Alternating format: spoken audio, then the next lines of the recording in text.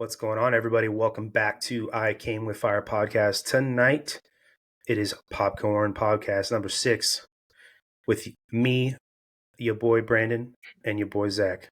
Are you ready, Zach? I am. I just want to say again, please, there were several more subscribers on YouTube. That's I appreciate good. it. I don't know if it's random. I don't know if you heard me say it and you went there and clicked that button. Either way, thank you. Thank you to everybody for subscribing. But yeah, if you listen and you don't hit the subscribe button, just do it. It doesn't cost you anything. We don't charge I don't know for how our you can commentary. listen and not hit the subscribe button. Because if you're listening, you'd hear us say hit the subscribe button. So That's true. You would hit it. It's like minimal effort on your part. You know what I mean? Absolutely. But anyway, for those of you who don't know what it is, Popcorn Podcast, Zach and I are going to ask each other questions. Neither of us know what questions we're going to ask each other, but then we're just going to answer and see what kind of conversation comes out of all that. Zach, have we told everybody that the podcast is like kind of changing because of your orders? I think we've alluded to it. We've hinted to it. We've said that we should close soon, but I don't think we've gone into like depth as to what's happening or whatever. You want? Yeah. Well, if anybody, yeah. I mean, if you're cool with it, Zach is moving to my area, so thanks, Uncle Sam. But Zach and I are definitely going to be able to do this in person here pretty soon. And, you'll get to see Zach and I sitting next to each other, holding hands, being cute, all that stuff, and doing this podcast in person. So I'm pretty freaking stoked about it. Yeah, dude, it'll change things up. I think it'll make things better. It almost lines up. It's a couple weeks after the 1 year anniversary of I Came With Fire, of episode 1. It's like that's actually true. That's a good point. Yeah, it's like pretty close. I don't know if I'll be there before then, so we'll probably hit our 1 year. I think we hit our 1 year like 6 or 7 episodes before I would be there. But and when Brandon says soon, he means like it's like 6 to 7 months from now. But it is soon. It is soon. Yeah, I thought it was less than that. My projected departure date's 1 June, so I'll be there mid-June. I don't know why I thought you were coming in April for some reason. No, April's when my daddy leave will end. End of April's when daddy leave will finish. Oh, okay. Yeah. Anyway, boring ass shit. Yeah. But no, it's changing up, and I'm excited about it. But likewise. Popcorn Podcast 6. This is the OG Popcorn Podcast. I don't care what your mama told you. This is the OG Popcorn Podcast. Zach knows what I'm talking about. And if you're an OG listener, you know what I'm talking about too. But we won't jump into all that mess. So, Zach, I'm going to kick it off this time. Because you were about to tell me to kick it off. I just told you started today. No, I know. I was messing with you. I was waiting to see your reaction. But yeah, okay. First question, dog. Let's see. We're gonna jump in. So that Epstein list just came out today, like a bigger one. Yeah, like 4 hours ago. Right. I've already seen some shit, man, and there's some big names. Yeah, there's some big names, which is no surprise to anybody who's been paying attention. But my question to you is, do you actually think anything will like come out of it? Like, will it amount to anything? No. Why not? Because the list doesn't prove a crime has been committed. It just proves that Epstein had them there on his island. Right. That's it.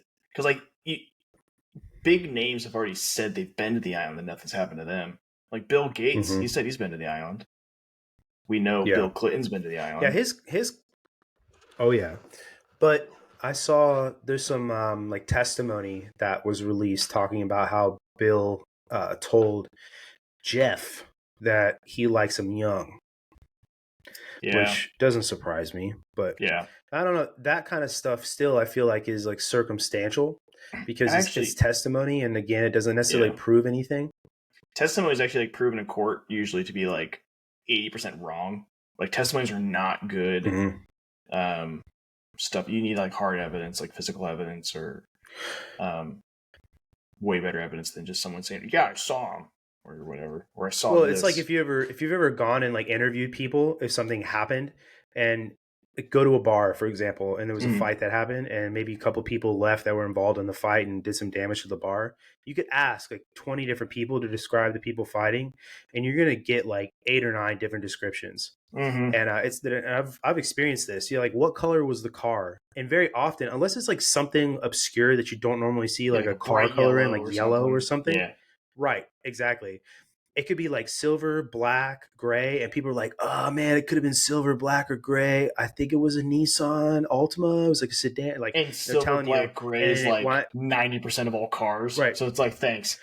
ex- exactly. You know what I mean? And it's just like one of those things, man. Like people see shit happen in front of them, and because it's happening and it's crazy and it's not common, and your adrenaline Mm-hmm. starts going, your brain is not retaining that information. It's kind of Yeah. like when cops have to use their weapon in the line of duty. Most of the time, you listen to them talk, they don't remember how many rounds they fired, Mm-hmm. and I can tell you, like, having fought for my own life, I don't even remember some of those, the details of that situation. Like, people have told me what happened, and I'm Yeah. like, fuck, I don't even remember that. I And so it's just like responded one to of an those incident things. in But like the anyway. early afternoon. Sun was still up and everything. Mhm, And to me, it felt like mhm. 20 minutes. And next thing you know, Yeah, it was like midnight. I was like, what the hell? Like, right. because it's just, I've had you go into situations like that. autopilot mode, you're just doing things. And next thing you know, you're like, what the heck? Like, I remember I was like leaving the guard mount room after I turned in. I was like, Hmm. where the hell am I? What did I just do? Like, I don't even know what's going on. Right, Yeah. No, definitely. I don't think I've anything's had going to times like that, come but no. from that Epstein list. If anything, it'll just let the public know of the names, and then you'll get like some public uproar about, well, why are you on the list? Explain yourself, and you'll get people who will come out and apologize for very little things, if anything at all, or they'll say, "Oh, Hmm. I was at the island years before whenever that potentially happened," Yeah. or Oh yeah. they'll disassociate, they'll counter accuse. There'll be some really mundane reason why they were on the list. Whatever. It's like the E4 Mafia motto, dude. Deny, Yeah, deny, deny, make counter accusations. yeah. That's all I gotta Exactly. do. Yeah. But no, and the thing is too, because I agree with you completely. I don't think anything is going to come out of the list and seeing certain names. Like, Hmm. people are going to drag people's names through the mud. People are going to say what they want on social media. There's going to be newspaper articles written. There's going to be all kinds of shit, but nothing's going to happen. And even if these people like try to like save face and come out and be like, "Oh, I was on the plane because we were talking about some sort of like humanitarian or philanthropic thing, and Hmm. I did take money from him, but it went to the missing shoe fund for kids, for homeless kids, or Yeah. whatever." You know, you're never going to know. And those people have a lot of those people are very, very rich, famous, they're actors, Yeah. politicians, there's members of the royal family, you know, they could just completely fade into obscurity, no Yep. problem, you know, Yep. They have and the it power wouldn't and matter. money to So, disappear. yeah.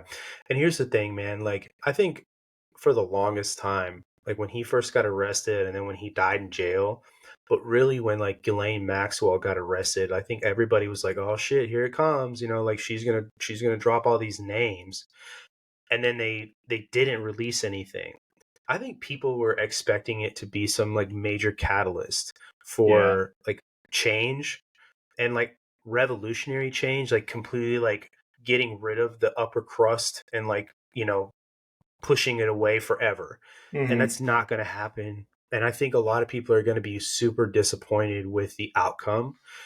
And I'll say this too, like, there's so many situations that are I thought were like red lines for us as a group of people, like Americans, you know what I mean?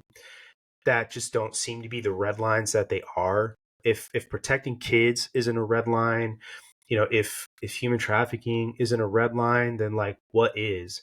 Hmm. And it's the whole like frog in the boiling water thing. It's just they're not going to do anything about it until it's too late. And everybody, I feel like, was expecting this Epstein list to be some sort of change, catalyst, to use that word again, and it Yeah. just isn't going to be. What do you think? No, I agree. I think it's been too obscure for too long. So like the hype is super high. That too. And so like people are just expecting like there's got to be some juicy stuff in there, and it's gonna come out. And it's just gonna be a list of names, and you're gonna be like, Mm-hmm. oh, okay. And Well, something yeah, though and most of them.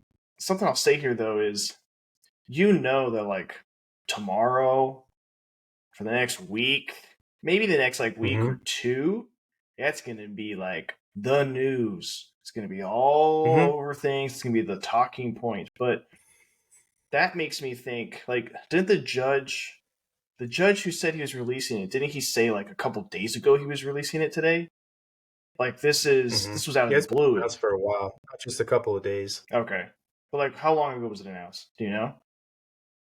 that they were going to release it on or in early January. I want to Yeah. say it was definitely before Christmas. Okay, but it's There was not some. like There a was a long little bit of time. anticipation. Okay. No, there was some anticipation, but not like a crazy amount.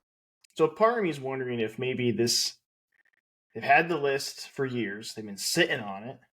Mm-hmm. What if this is just like hey look the list, and then over here something else happens and you were too busy Oh yeah, worrying dude. about a list and you didn't see it. That's. It's like the freaking sub thing that happened, the Ocean Blue thing. Mm-hmm. The Yeah, yeah, whole yeah. Ocean world was Gate. just fascinated with these five Mm-hmm. rich people who died on their way to go see the Titanic for like a month. Like that Yeah. was insane. And Mm-hmm. nothing else was newsworthy the whole month? That's weird. Yeah. Yeah. So I couldn't even tell you what happened when that went on, but I do remember a lot of other, open source news networks, right, or news yeah. people on social media were like, "Here's what happened while you were distracted by the Titanic thing." Mm-hmm. I couldn't even tell you what it was because it's always something. But Yep. you're right. That's how this works, man. This is like, look at the puppet. Look at the puppet over here while we're doing this over here behind the curtain. The whole Mm-hmm. Oz thing, and it's always like that. It's become this like thing where like if something big is being propped up as news for a long period of time, it's like one of those things was like you need to go and look and see what else is happening while you're talking about this because it's a distraction. And like you asked, like how long have we known like the list was going to come out? Well, here's the thing, man. Why even redact names in the first place? Like I know that they've redacted names that are like of victims, and that I totally understand. Yeah. You know what I mean? You're protecting people. Mm-hmm. But why in the absolute fuck are we redacting names of criminals? Like to me, it's just like and alleged criminals, right? Why on earth would you even do that? The only Like, thing yeah, I sure, could you could think like, of or I've heard someone. Mm-hmm. the only thing I can think of is that whoever that person was, like John Doe. John Doe's name is redacted because during the investigative process, John Doe had a lot of other juicier information for him. So it's like a deal. Mm. Like I through guess, but what John have you seen Doe, come your out? name gets wiped. We now get to go look at something else. But that's the thing is, you and I, and the average Mm-hmm. human being, average American, is never going to know the contents of what John Doe knew. That's going to Mm-hmm. lead to something else that, like, maybe 5, 6, 10 years ago, the Freedom of Information Act request that we'll find out. And that's what's funny is the U.S. government's notorious for like people will submit a Freedom of Information Act, and you'd be like, "Wow, the U.S. government did this 10 years ago. This is insane." Well, all right, never mind. Well, it happened a long time ago, so we'll just keep going.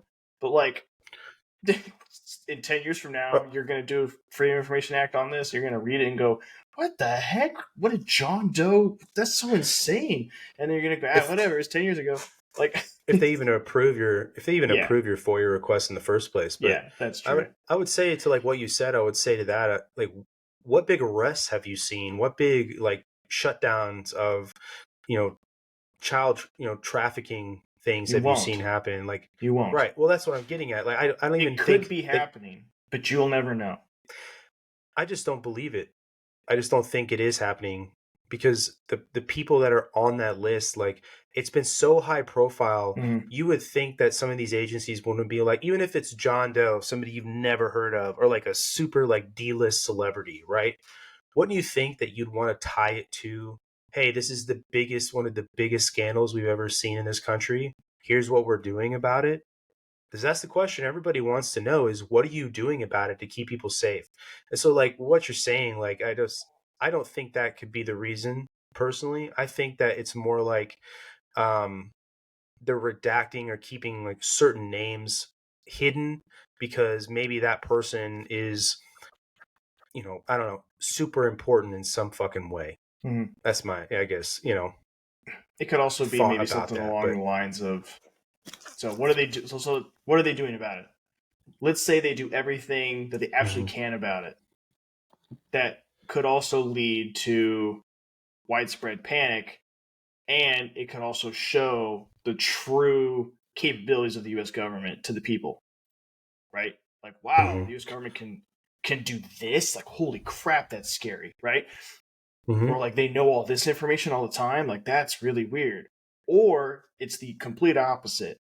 They're not going to do anything about it because the U.S. government needs you to think they could at any time, but they actually have like no ability to do anything in this incident because they don't actually have any power. But they need you to think they still do. So it's like we'll never know, and we're just spitting ideas. But it's the people in power, no matter what the power is, want to maintain power, and they'll use deceitfulness, they'll use trickery, they'll use lying, they'll use whatever they need to maintain it.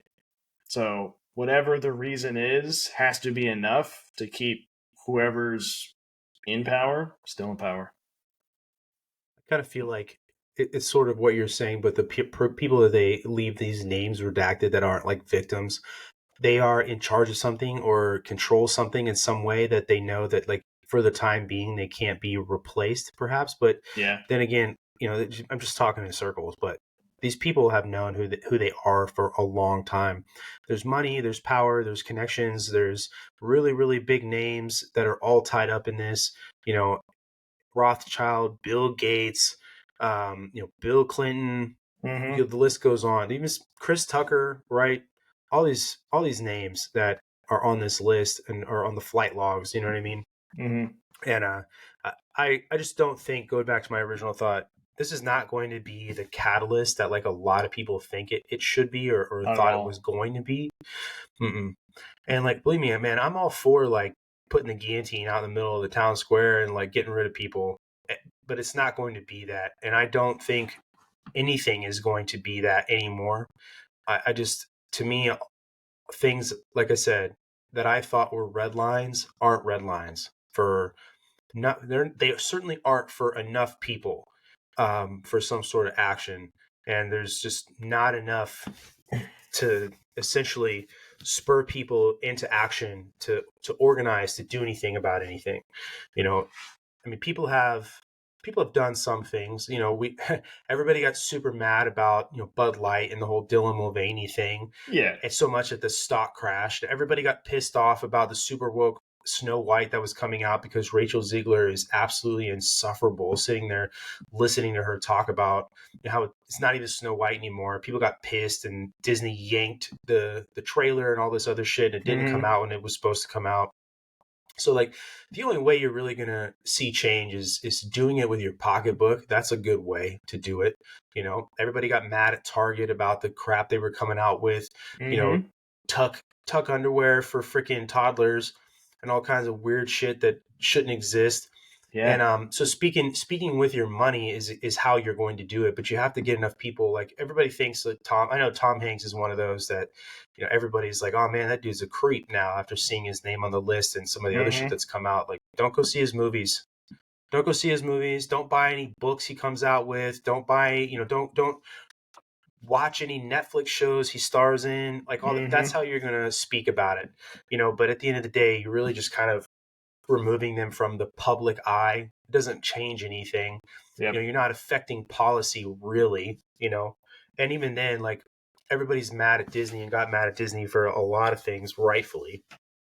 But I just saw today they're having another Star Wars movie come out. It's directed by a woman, which I don't care about, but she got like made some super like big comment about how like it's time that women took direction of the story and you know made it about essentially about like feminism, which is super unnecessary. And I think it's just like detracting from the point of the story. And I'm not even a big Star Wars fan. Like this could be anything. And I Did think it's like just everyone pointless to make it forget like the about. original trilogy and like Leia being just a super badass? I I'm guess. I mean, they sorry, literally but like like, Ray in the new ones, is a female lead character. You know what I mean? yeah. Who's part of the hero arc. Mm-hmm. And but no, it's just like to me, anything making it about things that are immutable about you as a person. Why does it matter? Why is it important? In certain ways, it's important, but like not in things like that. So Yeah. but no. You don't go watch those movies, but it hasn't changed policy enough for them to stop doubling down on stupid shit no one likes. So, Mm-hmm. but anyway, yeah, I don't think anything's going to happen with that one either. I kind of figured that was going to be your answer anyway, but yeah. Cool. I guess I will take the torch. It's my turn. Let's see here. So, you've kind of talked about how like you're on your way out the door from the Air Force, and I know Mm-hmm. you later on after you get out, you'll go into more in depth about like your thoughts on the Air Force, all that type of stuff. But For sure. I'm kind of curious if you could maybe. So, first off, how many years have you served? When you get out, how many years will it be? 15. 15? Okay, so 15 is a large chunk of your life. A lot of friendships, a lot of memories, a lot of Oh yeah. events, a lot of travel, all type of stuff. My question for Mm-hmm. you is what are you going to miss? Like, what are the positives about the Air Force or what it did in those 15 years that you're going to miss the most? Mm-hmm. Well, to talk about what I'm going to miss, I can't just talk about the 15 years. Okay. I say that because I grew up as an Air Force brat. So the Air Force Yeah. is really all I've known my whole life. Like I remember my dad joining the military because he wasn't in when I was born, but the majority of my memories, like all my school age memories, are when my dad had already joined Mm-hmm. active duty, right? And so it's like I said, it's all I've known my whole life. I've always shopped at a BX. I've always shopped at a commissary.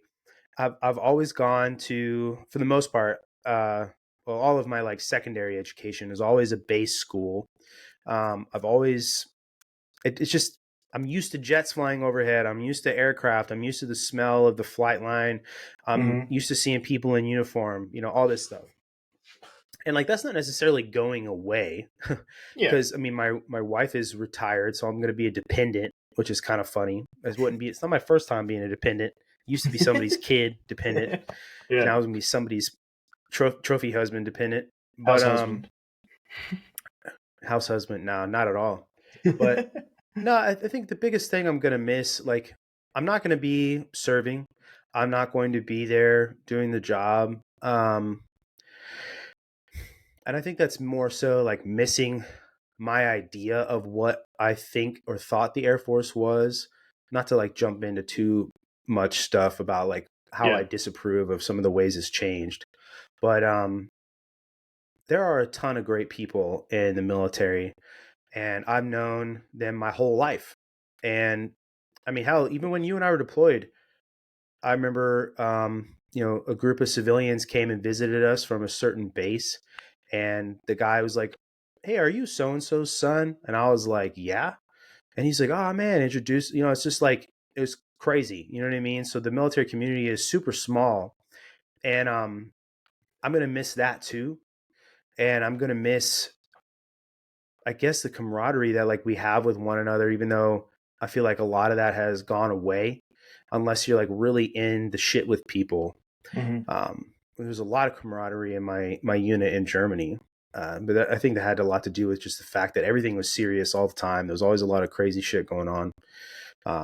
But I think I'm just gonna, honestly, man, this is gonna sound like super trite, but I'm gonna miss putting the uniform on. I'm gonna miss going to work. I'm gonna miss, it's like, what is that, like hostage syndrome where like Stockholm you syndrome. start to sympathize with your captors? Yeah, Stockholm it's like syndrome. Yeah. Stockholm syndrome. It's so weird, like being on Skill Bridge, like I've started to like deconstruct my Stockholm syndrome. And it's like, man, like there's a phrase that's come to mind to me like recently is like, Why fight for crumbs at a table when I can build my own table?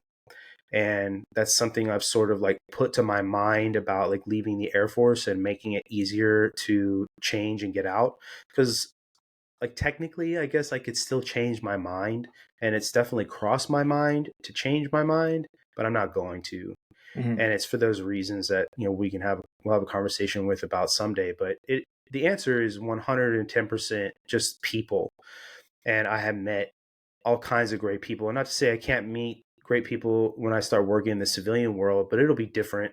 And I know it'll be different. And there's a lot of jobs around here and a lot of jobs that have vets. And, I'll find people to relate to, but Yeah. um, I'll miss that. The sense of purpose that comes with our job, knowing that something I'm doing is impacting somebody else somewhere and being a part of that like team mindset. I love that as well.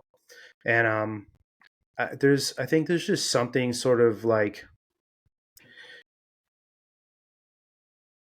I don't know, I don't want to use the wrong word, but like spiritual, or like it's just Spirit it's de a corps. non-physical, esprit de corps. Yeah. So it's like an esoteric thought about like the military, where it's like you can't know to know like a chocolate bar. I'm going to use an example I've heard before.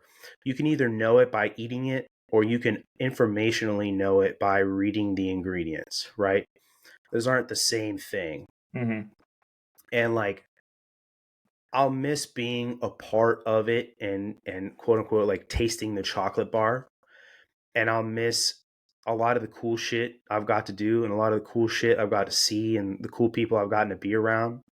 But yeah, I could sit here and probably talk for a long time about all the shit, but just bore a bunch of people. But yeah, that's what I'll miss. I'll miss the people for sure. Yeah.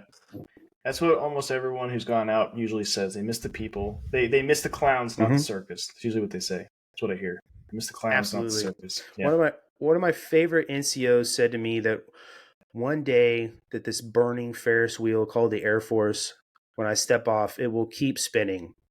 And I've always remembered them saying that. Sergeant Newman, if you're listening out there, I didn't forget that you said that, because it's so fucking true, man. It's so easy Mm-hmm. to get caught up in things like going back to that Stockholm syndrome.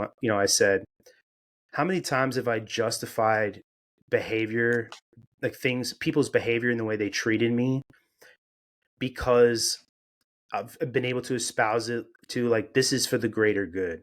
And it Mm-hmm. really isn't. And it's just because somebody's on some sort of ego power trip. And I've had to like deconstruct some of that shit and like take back some of, I guess, my humanity. And that might sound dramatic, but it isn't. It's the fucking truth.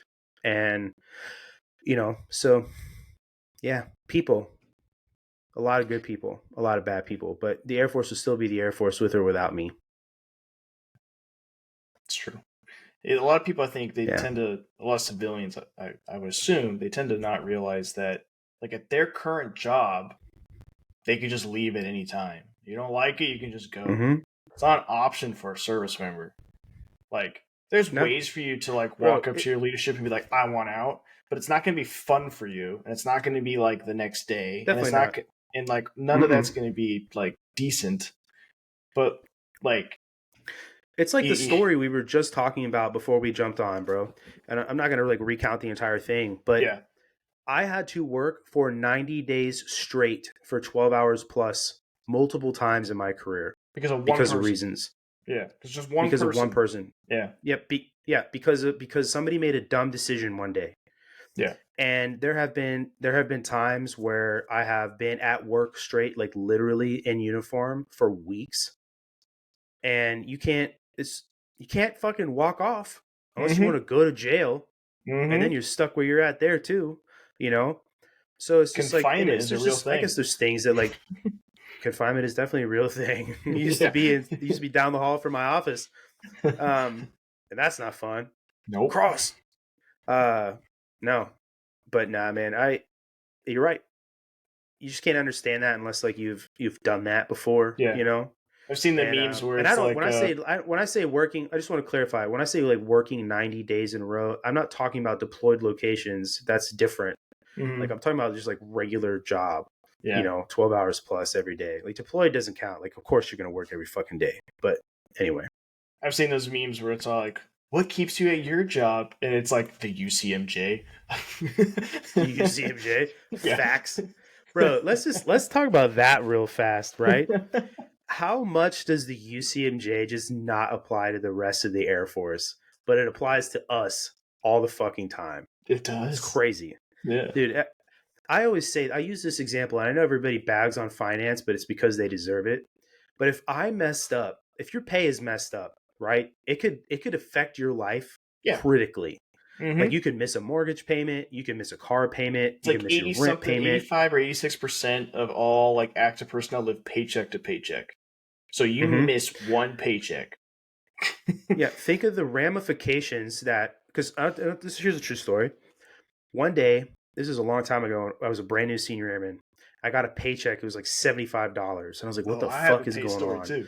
And it, yeah, and so of course, the first thing I do is I pull my LES up, and it's like the mid-month one, so it doesn't actually show you the Yeah. breakdown. And so I go to finance, which is a pain in the ass anyway. And they're like, "Oh, you have all these missing equipment charges." I'm like, "Missing equipment charges?" I'm like, "What the fuck are you talking about? Like, I'm missing any equipment. No one turned in anything like to say I was missing equipment and blah blah blah." And of course, it was all a mistake. It was somebody put in like wrong information and all this shit. And bro, I have never been back paid. They corrected my pay the next time, okay, but I have never been paid back for that. And I had a first sergeant for like almost a year trying to help me out, and it never happened. And Wow. just using that as an example. But Yeah. here's the thing. Well, what I'm getting at, and the point of like why I said this is, how many times have you been like doing a case, and they're like, maybe it's weird, maybe it's hard to get evidence, maybe it's hard to like get statements from people for whatever reason, and maybe the ops soup says to you like, "Oh, hey man, like we need to get this to that person's commander so they can make a decision on what sort of action they're going to take because it's impacting the case and blah blah blah and yada yada yada," right? And they make a big deal out of it, and you lose time off and all this shit, and it is a big deal. You know what I mean? But I really want to know what the actual fuck happens to these people at finance when they fuck your pay up, because it Yeah. certainly doesn't seem like anything is happening. Mm-hmm. Because if somebody please jump in and let me know. And I say it doesn't seem like anything fucking is happening because the shit happens all the goddamn time. Yeah. And I know for a Everyone has a fact finance story. Everyone has a finance story. everyone has a finance story. And dude, here's even the more dumb shit. And I don't know, they could have changed between now and when I left Germany, but where I was assigned to, we had to go to Ramstein for all of our like personnelist type shit. Mm-hmm. Finance was coming to the end of a period where they were going to have walk-in hours, and they were going to go strictly to a portal system Yep. where you could not go into the finance office anymore. They already were limited to like maybe like 18 hours a week where they were open for you to go in. And as a shift worker, like there's plenty of people in the Air Force and all, I'm just going to caveat that. And the other services too, just because you're a Marine and you work Marine finance doesn't mean you're a badass. Right. But, I'm just calling everybody No, out, dude. you're right. I fucking You're right. fired more guns and done more badass shit than you. I promise. Yeah. Not to, I'm not even trying to be that guy, but I'm just saying, Yeah. but that work Monday through Friday, have every holiday off, work 8 to 4, get a 2 hour lunch, right? But you and me, we don't have a schedule like that. Mm-hmm. We have to do shit on our off days, and those off days are very limited. And You that better hope it's normally on a means all weekday. your training has to be right. All your training has to be done. All your medical appointments have to be taken care of. Any other dumb shit you need to take care of has to be done in that one day. And like you said, hopefully it's on a duty day, and fuck if it's on a day where everybody that you need Yeah. is on Hopefully some it's not sort a of winged training down day or day whatever. or Right. a Yeah, or something. some made up But holiday. yeah, but that's what I'm getting at is like, you already have to jump through 9 different hoops and sell your first child and half your soul to get into the finance office. But as you know, okay, as the undershirt for a small period of Yeah. time, if you're the shirt or you're a chief or you're a commander, you walk in there and you're like, I've got this problem. And they're like, fuck everybody, get the fuck out of the way. Come on. And they let the fucking dude come to the fucking front of the counter and everybody be like, and fix this Yeah. guy's problem in 5 minutes. But you walk in there as a senior airman or tech sergeant, right? And you're like, yeah, I'm a tech sergeant who's been getting paid as a senior airman for the past 2 months, and I don't know why, and no one can give me a straight answer.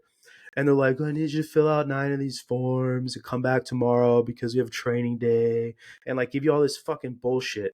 It's just, I'm not going to miss that. That's for sure.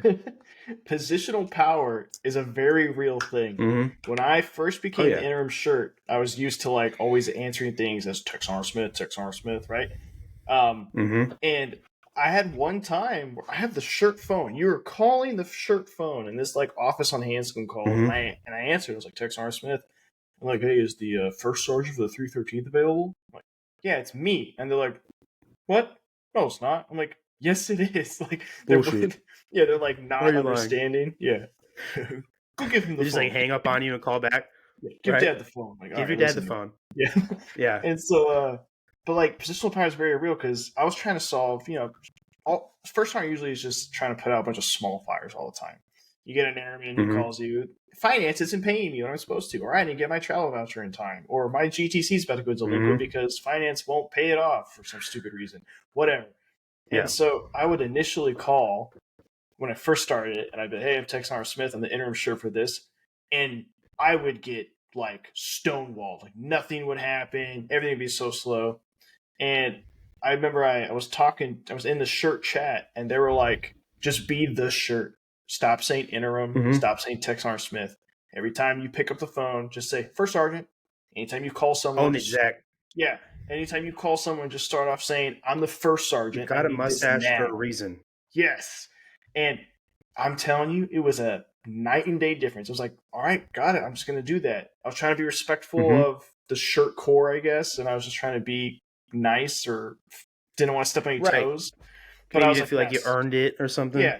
I was like, nah, screw this. I'm the shirt. And so I'd be calling people, hey, I'm the shirt for the 313th. I need this done like now. I'm going to send you an email and I need it back in like 10 minutes. Got it? Cool. Thanks. Bye. Mm-hmm. Oh, look at that. It showed up in my email in 5 minutes. Like, it was. Oh, Positional people actually power is a will do real their job thing. when they're afraid of getting in trouble. Oh, Yeah. yeah. Yeah. And that's the power of a It's first sergeant because it could be an E6, an E7, an E8, or an E9. You got no fucking idea who it is. It's just a first sergeant. true. And so you better help them because you don't want to piss off a first sergeant E9 because you're going to die. Or just whatever, like it doesn't matter, man. I Yeah. have literally seen I have seen O5s, O6s walk into personnelist offices Mm-hmm. and everybody drops what they're doing and immediately their issue becomes, and I'll say this too, to the credit of the good ones, I have seen plenty of chiefs or like higher ups walk into these offices and And everybody wait in line. fucking their buttholes pucker and I'll wait in line. Yeah. Exactly. Finish what you're doing. Help this person. And I've seen plenty of them. And I'll say this too. I've seen more of them do that than I have seen, I agree. the other ones be like, oh yeah, I'll cut in line. Thanks. But every single time they walk in, everybody drops what they're doing to help that person. You You have know, to. it Commander walks depends in, on. room 10 shut. Senior NCO walks in, Well, stand that's by. different. Yeah, I know, but like you're Well, taught that I have forever. never seen anybody in another office. Yeah, I've never seen What anybody in an office call a room to stand I'm by. not I've seen saying they're plenty who call it actually to. doing it. I'm saying that that's so Mm-hmm. ingrained in your mind that even though you're not doing it, when a senior NCO walks into a room, you stop and you look. Like it's like Yeah, it's just a thing you like just do unnaturally, I guess. yeah, but then you could go back to helping out the senior airmen that you were already Yeah. helping. You know what I mean? Yeah, but But anyway, most personnel's yeah. helpers are bottom like they're fresh out of tech school airmen too, so they're like, Oh oh yeah, crap, a yeah, colonel, like yeah, yeah. And I'm not against that at all because you got to yeah, learn sometime. But like maybe just maybe like pay issues should not be handled by the fucking three three level, stooges, the yeah, airmen that all three of these A1Cs trying to handle your problem all at once. Yeah. Maybe the fucking tech sergeant flight chief should walk out there and be like, all right, guys, what's going on? You know what I Yeah. mean? When you walk I'm up sure and that the happens, three but I've never airmen seen trying it. to help you combined make less than you, maybe they shouldn't. Like, Right. This isn't Captain Planet, dog. With your powers combined, you're not solving my finance problem, no. right? Because 9 times out of 10, they're just like looking at like your LES also. You know what I Yeah, mean? and they're They're like, let trying me to pull up figure your it out. LES. I printed it off and brought it to you. You know, they're like, oh, well, I don't know. It's like, what? You know? Anyway, I don't want to fucking bag on people too much. But Yeah. yeah, nah. Anyway, yeah, That was good a times. Good long times. tangent. That was a It long was. question. You're up, Well, dude, I mean, Brandon. we could talk all day about the military and the shenanigans. All right. Well, since that one was kind of like wonky. Let's take it a little serious here. Okay. Do you think the act of suicide is selfish? Yes. You got to explain yourself. Okay. I was also going to wait for like maybe if you were going to follow up after my yes. Sometimes you Mm-mm. do. Nope. No, I think the act of suicide is just selfish because one, so I have a hard time understanding suicide. I've Mm-hmm. never ever thought of it. I personally have never like even thought about hurting myself ever. Like we'll be in a Hmm. class and they'll be like, "Yeah, people commit suicide," and I'll be like, "Oh yeah, that's the thing." But like I've never, and I've responded to suicides. I've been close to people who Mm-hmm. commit suicide, um, but Mm-hmm. like I've never thought like, man, this week or this month has been really hard, or this year, and this is it. Like I'm gonna start thinking about this. It's just never happened. Um, so I don't understand the mindset of someone who's ever thought of it. I'm just gonna say that now. Mm-hmm. I don't understand that mindset. Um, to me, it is a permanent solution to a temporary problem every single time. Mm-hmm. Whatever it is you're going through, I do strongly believe that I don't care what it is, whatever it is you're going through, it's not worth you killing yourself. That's just my personal belief. Mm-hmm. I don't have like a religious tie to that. I don't think if you commit suicide, you're going to hell. Like, none of that Mm-hmm. is tying it to me. I just think that there's nothing going on that you need to kill yourself for. And I think people who kill themselves, they're selfish because they're not realizing when they do it or like as Mm-hmm. they're doing it, the ramifications and the rifts it's going to cause to everyone that knew them. That's the selfish piece. Your mom, your Okay. dad, your siblings, your coworkers, even the people you probably didn't think of. There's a little old lady who's my neighbor, okay? And I Mm-hmm. talk to her maybe like once a week just in passing, but I know that if I committed suicide, she would be affected. I just know she would. Like, there's way more like butterfly effects to every decision anyone ever makes. And suicide has big butterfly effects to a lot of other people. So if you are dealing with suicide, if that is a thought that you're struggling with, or you're just down on your luck, or you're having a really hard time, like reach out, ask someone for help, try to find a resource, but don't kill yourself. Like life is so beautiful and it's a finite amount of time. Like if you actually think about it, like you're Mm-hmm. not on this earth that long in the grand scheme of things. Like think it through. And anyone who's there's been like studies on like suicide survivors. Mm-hmm. Everyone, like literally everyone, it's like 100%. Anyone who's lived through their suicide attempt has said that in the moment, past the point that they thought was no return, they all regretted it. Right. There's not a single person who, and you could say, well, maybe the like after the fact, like the doctors coerced them to now believe that or whatever, or like the psychologist got them to come to that conclusion. But like, there's people who jumped off like the Golden Gate Bridge, and that's like almost an instant death. I think like a Mm-hmm. couple have lived Yeah. through that, and of the couple who've Mm-hmm. lived, they said the second they left the bridge, they went, "I don't want to do that." Like, and the whole time they're falling, they're going, "I did not want to do that." And so Yeah. that's why I think it's selfish. You look like you want to say something about it, so I'm gonna pass it back to you. No, I was just gonna play devil's advocate and say to you, like, Is it? And I'll caveat it too by saying this isn't necessarily how I think about the situation, because my opinion on it has changed over time. But I would say to you, where you say like it's selfish, I do think that you as a person can owe something to somebody. Like if you are somebody's parent or you're a spouse or whatever, like you owe that person your labor, your love, stuff like that because you made a commitment to them. Or if you're their parent, like that should go without saying. You know what I mean? Mm-hmm. So I say that, but also say this, like as the devil's advocate piece of this. Is it not your life? Is it not your pain? Is it not your, um, whatever you're going through for you to make the decision on what you want to do? And people will have their opinions on it for sure. But at the end of the day, like you don't necessarily owe anybody an explanation for your decision. What would you say like to that? Like, so I guess I could be kind of tied into like body autonomy or whatever. Like you have full control over like Mm-hmm. your body, you can Yeah, do with it whatever you want. good Like it's point. your life, do what you want. Mm-hmm. But what I would say to that is like people who are just like on a whim or planned out a suicide are just gonna do it, and they usually don't tell anyone, if anything.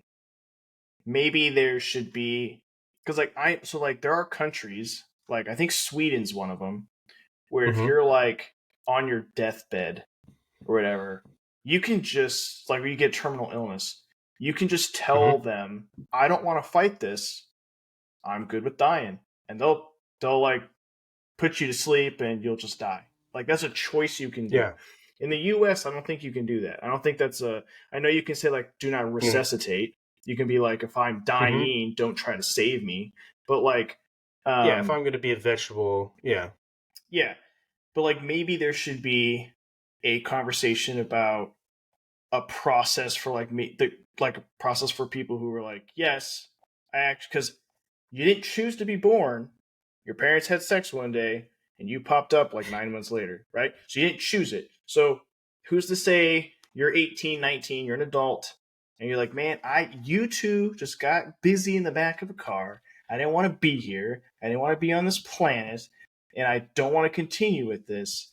I think as long as they pass like a psych eval and like they're not just insane, then maybe they should have the bodily autonomy to do it. But it should be done like in a humane way, not jumping off the Golden Gate Bridge, not Kurt Cobain yourself in the garage, not like there needs to be like maybe there should be a process for it, but at least that process, I guess, if it did exist, would be relatively recognized or accepted. But even if it happened, there'd still be people all the way against it.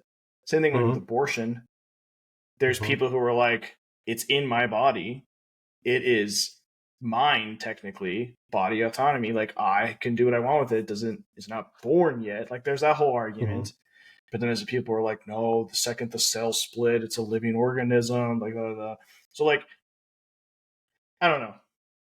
I still personally think suicide is selfish, but I think it's selfish in the way that it is currently done. Um, if it was probably more like, hey, everyone that's at least close to me, I've decided with a health professional that I don't want to exist on this planet anymore. Mm-hmm. It's like when guys Yeah. get a I can't think of the word when they get their nuts snipped when they get fixed. A I can't think vasectomy? that one. Okay, I had a Like feeling that's what you were going to say. that's not a thing. Any man can just go to a doctor and go, I want that. No doctor will just do it, especially if you're like 18, 19 with no kids.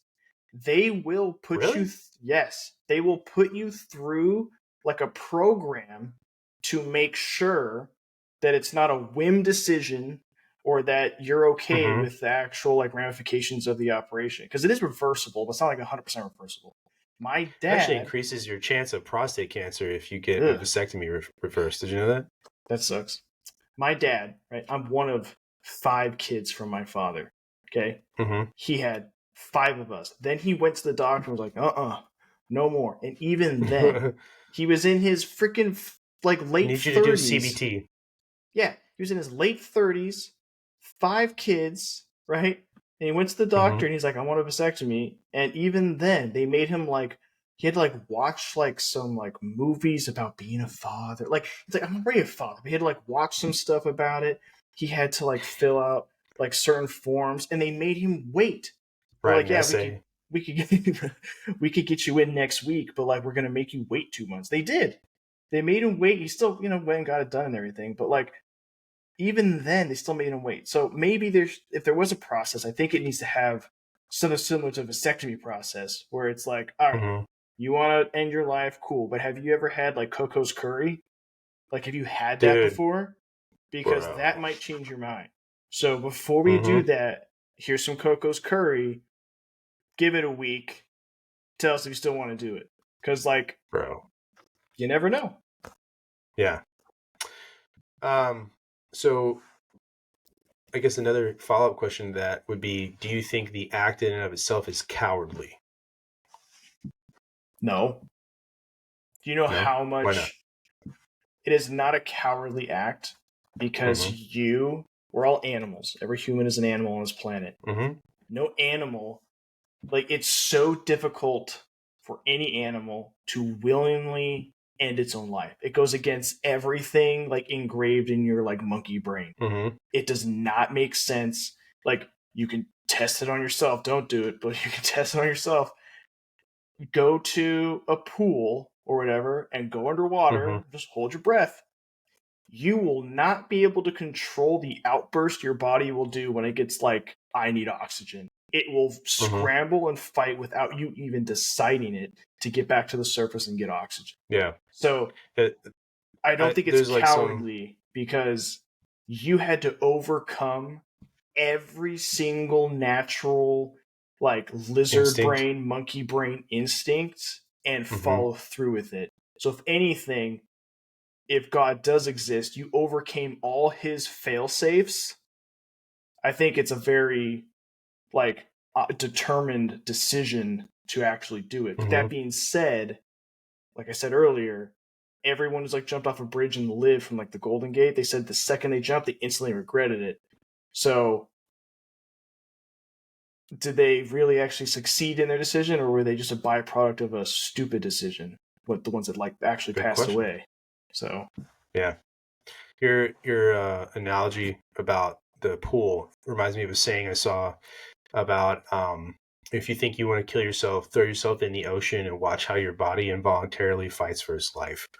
Yeah, I was like, that's a pretty good point. Yeah, your body will not let you kill itself. Definitely. Speaking of which, you should Google this. I saw this pod that just came. This is where this question came into today, right? I'm not suicidal or something, and I'll give you like my thoughts on it. I wasn't going to ask you about it. Oh, you weren't going to ask me what my thoughts were? That's okay. I was going to No, tell I you. wasn't going to ask if you're suicidal because like there's always that weird thing where if like people talk about suicide, like you should check them. Like I'm not going to check Brandon because he asked what I thought about suicide. Like, oh yeah, no. It's like what Vince Vargas was saying too about how like talking about it, people would say like you're not, you're not putting that idea in somebody's head, but apparently you actually are. But no, I saw these pods that they just came out or they just like hit the news. I don't remember what country came up with it. And I was going to say you should like Google it. But the concept is they fill with nitrogen gas, and that's how it kills you. But that instinct to fight for air actually comes from us being oxygen breathers. And when you're breathing in or nitrogen, it actually overrides that panic feeling you get from not having oxygen, and your brain won't register that like you're not having oxygen. You won't panic. You won't have that like instinctual. Yeah, you won't have that instinctual panic. And you'll essentially just like asphyxiate, fall asleep, and die. But is I was that like, that's crazy. The pods look like something from the future. It's weird. Yeah. There's one here. But Did you find them? Yeah, I did. Let's see. Sure. But like, okay, so is that actually you overcoming the instinctual thing, or are you just tricking your monkey brain? Like it just doesn't know it's not oxygen. That panic that you feel actually comes from the oxygen that you breathe. and breathing in nitrogen and it being the predominant like gas, I guess, in your body, it overrides your brain telling you to panic. Does that make sense? Yeah. So Well, it's I get you. yeah, But like yeah. but the No, oxygen that's thing, like exactly it. with the panic stuff. And for those who are Mm-hmm. watching, you can see it here. It's a sarcopod. I went to Wikipedia, which is always correct, and it has this it has this pod over here on the right, and it does. It's like That's a it though. Futurama thing, yeah. But the That's what I'm saying. what I was gonna get at is I understand what you're saying about like the oxygen thing, but it's Mm-hmm. even like there's people who say they have the call to the void, and I've had that before. Like I've never had suicide thoughts, but like I've been like on Oh the yeah, edge of run the the stop sign. yeah, run the stop sign, crash into the median. And it's like, whoa, what are you doing? Stop! I'm Mm-hmm. not doing that. But like, Yeah. um, Let's see what happens. yeah, just hit it. I'm like, okay, Fast. go fast, fast. But no, the what I was getting at is the oxygen thing might be like, yeah, it's just a natural instinct because you need oxygen. Mm-hmm. But like, even if like let's say you had a gun, and you put it in your Mm-hmm. mouth, like there's that's not an oxygen thing, but your brain's be like, don't pull the trigger, don't pull the trigger, don't Oh pull the no, yeah, like trigger. for Like sure, it you're is, still you can you still need think those thoughts, but I'm talking that about the trigger. actual. Yeah, no. Yeah. You can still have those thoughts. I'm talking about the actual instinctual acts that your body is going to do to try to force you to breathe and Okay. to Yeah. initiate your panic reflex in your brain. It will not happen on that instinctual level because you're breathing in nitrogen. Does that make sense? Yeah. That Like makes you could sense. still think and regret what you're doing and like, you know what I Yeah. mean? I don't know how I don't know how Sorry, quickly you right signed the do not resuscitate. So good luck. exactly just like pointing at it to you from outside the pod. And you're just Like yeah, yeah, no, but no, like if you don't panic, you go to sleep. Essentially, like that, those instinctual yeah. things that will happen to you, they won't happen. Is all I'm saying. But my thoughts on it are, um, do I think it's cowardly? No, I understand your point about how like it's not cowardly because of just like how insane the act is and like the things you have to overcome to put yourself through it. It's a very Mhm. determined act. I like that word because I wouldn't call it brave either. It's not. Yeah. Um, I don't think it's brave either. yeah, when you said determined, I was like, that's a good way to summarize it. But I also would say though that it is cowardly on some levels because, and this is not to disparage anybody who has taken their life because I have friends who have taken their lives, Yeah. and I'm not talking about them in a negative way when I say this. I'm just giving my opinion. Like you're leaving behind people who you're going to hurt and the problems you're choosing not to face. And I know that there are people who are mentally ill and they just can't get over that and they do it because they're mentally ill and they think that that is the solution. Hmm. And to me, it's like you're a product of the sickness that you have, and I don't think you're cowardly because of that. But it can be seen as cowardly for not wanting to confront your problems. And there are plenty of people who have taken their own lives who tried to confront their problems and got sick and tired of it, and that's fine. Hmm. You know what I mean? But I can see the point is I'm trying to make is I can see how somebody could say it's cowardly because of what you do to other people. Um, and like So there's I all would. crazy like these sorts of statistics, Yeah. like people say that like if you are the child of a parent who committed suicide, you're like 80% more likely to do it yourself, which is nuts. It's because you now know you have an out. But anyway, Like you were aware of an out yeah, that your parent took. that's Yeah. exactly what like a psychiatrist would tell you. But what were you Yeah. gonna say before? Um. So the cowardly thing, are you saying like it could be cowardly? Mm-hmm. I don't think the very specific act of committing suicide is Mm-hmm. cowardly, but I could see how the reasons why to are cowardly. Yeah, that's what I'm getting at. Okay. Okay, then the one Yeah, on the same separating the page. two of those things. Yeah. Yeah. I guess you could say your reasons could be taken as cowardly, Yeah. right? And we're not passing judgment on anybody because, like I said, let's say this, like I had a friend wwho killed himself on his 21st birthday in what is probably was a drunken decision after some hazing from his military friends, right? Well, Um, um the I can't remember his name. Was it Vargas? The yeah, Vince borderline. Vargas. Yes. He brought up an interesting statistic during his thing. He was talking about almost everyone who commits suicide is like a heavy dependent drinker before they do it. Like alcohol is a Mm-hmm. very Oh yeah, heavy it's a thing that depressant. leads to suicide. Yeah. So Mm-hmm. yeah, that And I would leads into argue it. it overrides your decision making ability as well, because Yeah. in a lot of funny ways. You know what I mean? How many And people have so said or done dumb shit when they I'm were actually drunk? curious then, because like I said, I've actually never thought of suicide to any extent. Like I've never thought of killing Mm-hmm. myself, but I personally have never had alcohol ever in my life. That's wild. As somebody who has consumed plenty of alcohol, sorry, mom. Uh, I mean, I'll say this: like, there have been times where, like, I've drunk plenty of times where I've been drunk and gotten sad, and it's probably definitely get real personal here. It's exactly why I don't drink to excess anymore, because there's just certain things that will come to the surface that I don't want other people seeing or hearing about. You know what I Yeah. mean? Um, but I will still occasionally have a drink. Like, I enjoy, Yeah. whiskey in a glass or having a beer with a friend or whatever. Hmm. Um, but yeah, I mean, I've also done a lot of really retarded crap while I was drunk, whether it's accidentally hurt myself trying to be funny or saying something mean to a friend, Hmm. whatever, it does. It makes, and I'll say this too, like, when I first started, like, drinking, like going to parties or whatever, or drinking socially with friends, I never really liked the feeling of being drunk. There's like that, if you've been drunk before, I know you haven't, Zach, but like there's that like 10, 15 minutes where like you feel really good. It's like the buzz part or something. It's like Mm-hmm. the But you have to like, you have to figure out how you can maintain that feeling. And I do know people who, and I've never been like a drinker on this level, who figure it out and they know, like, all right, I'm going to ride this buzz as long as I can. And they drink to ride that buzz, hmm and they're effective at it.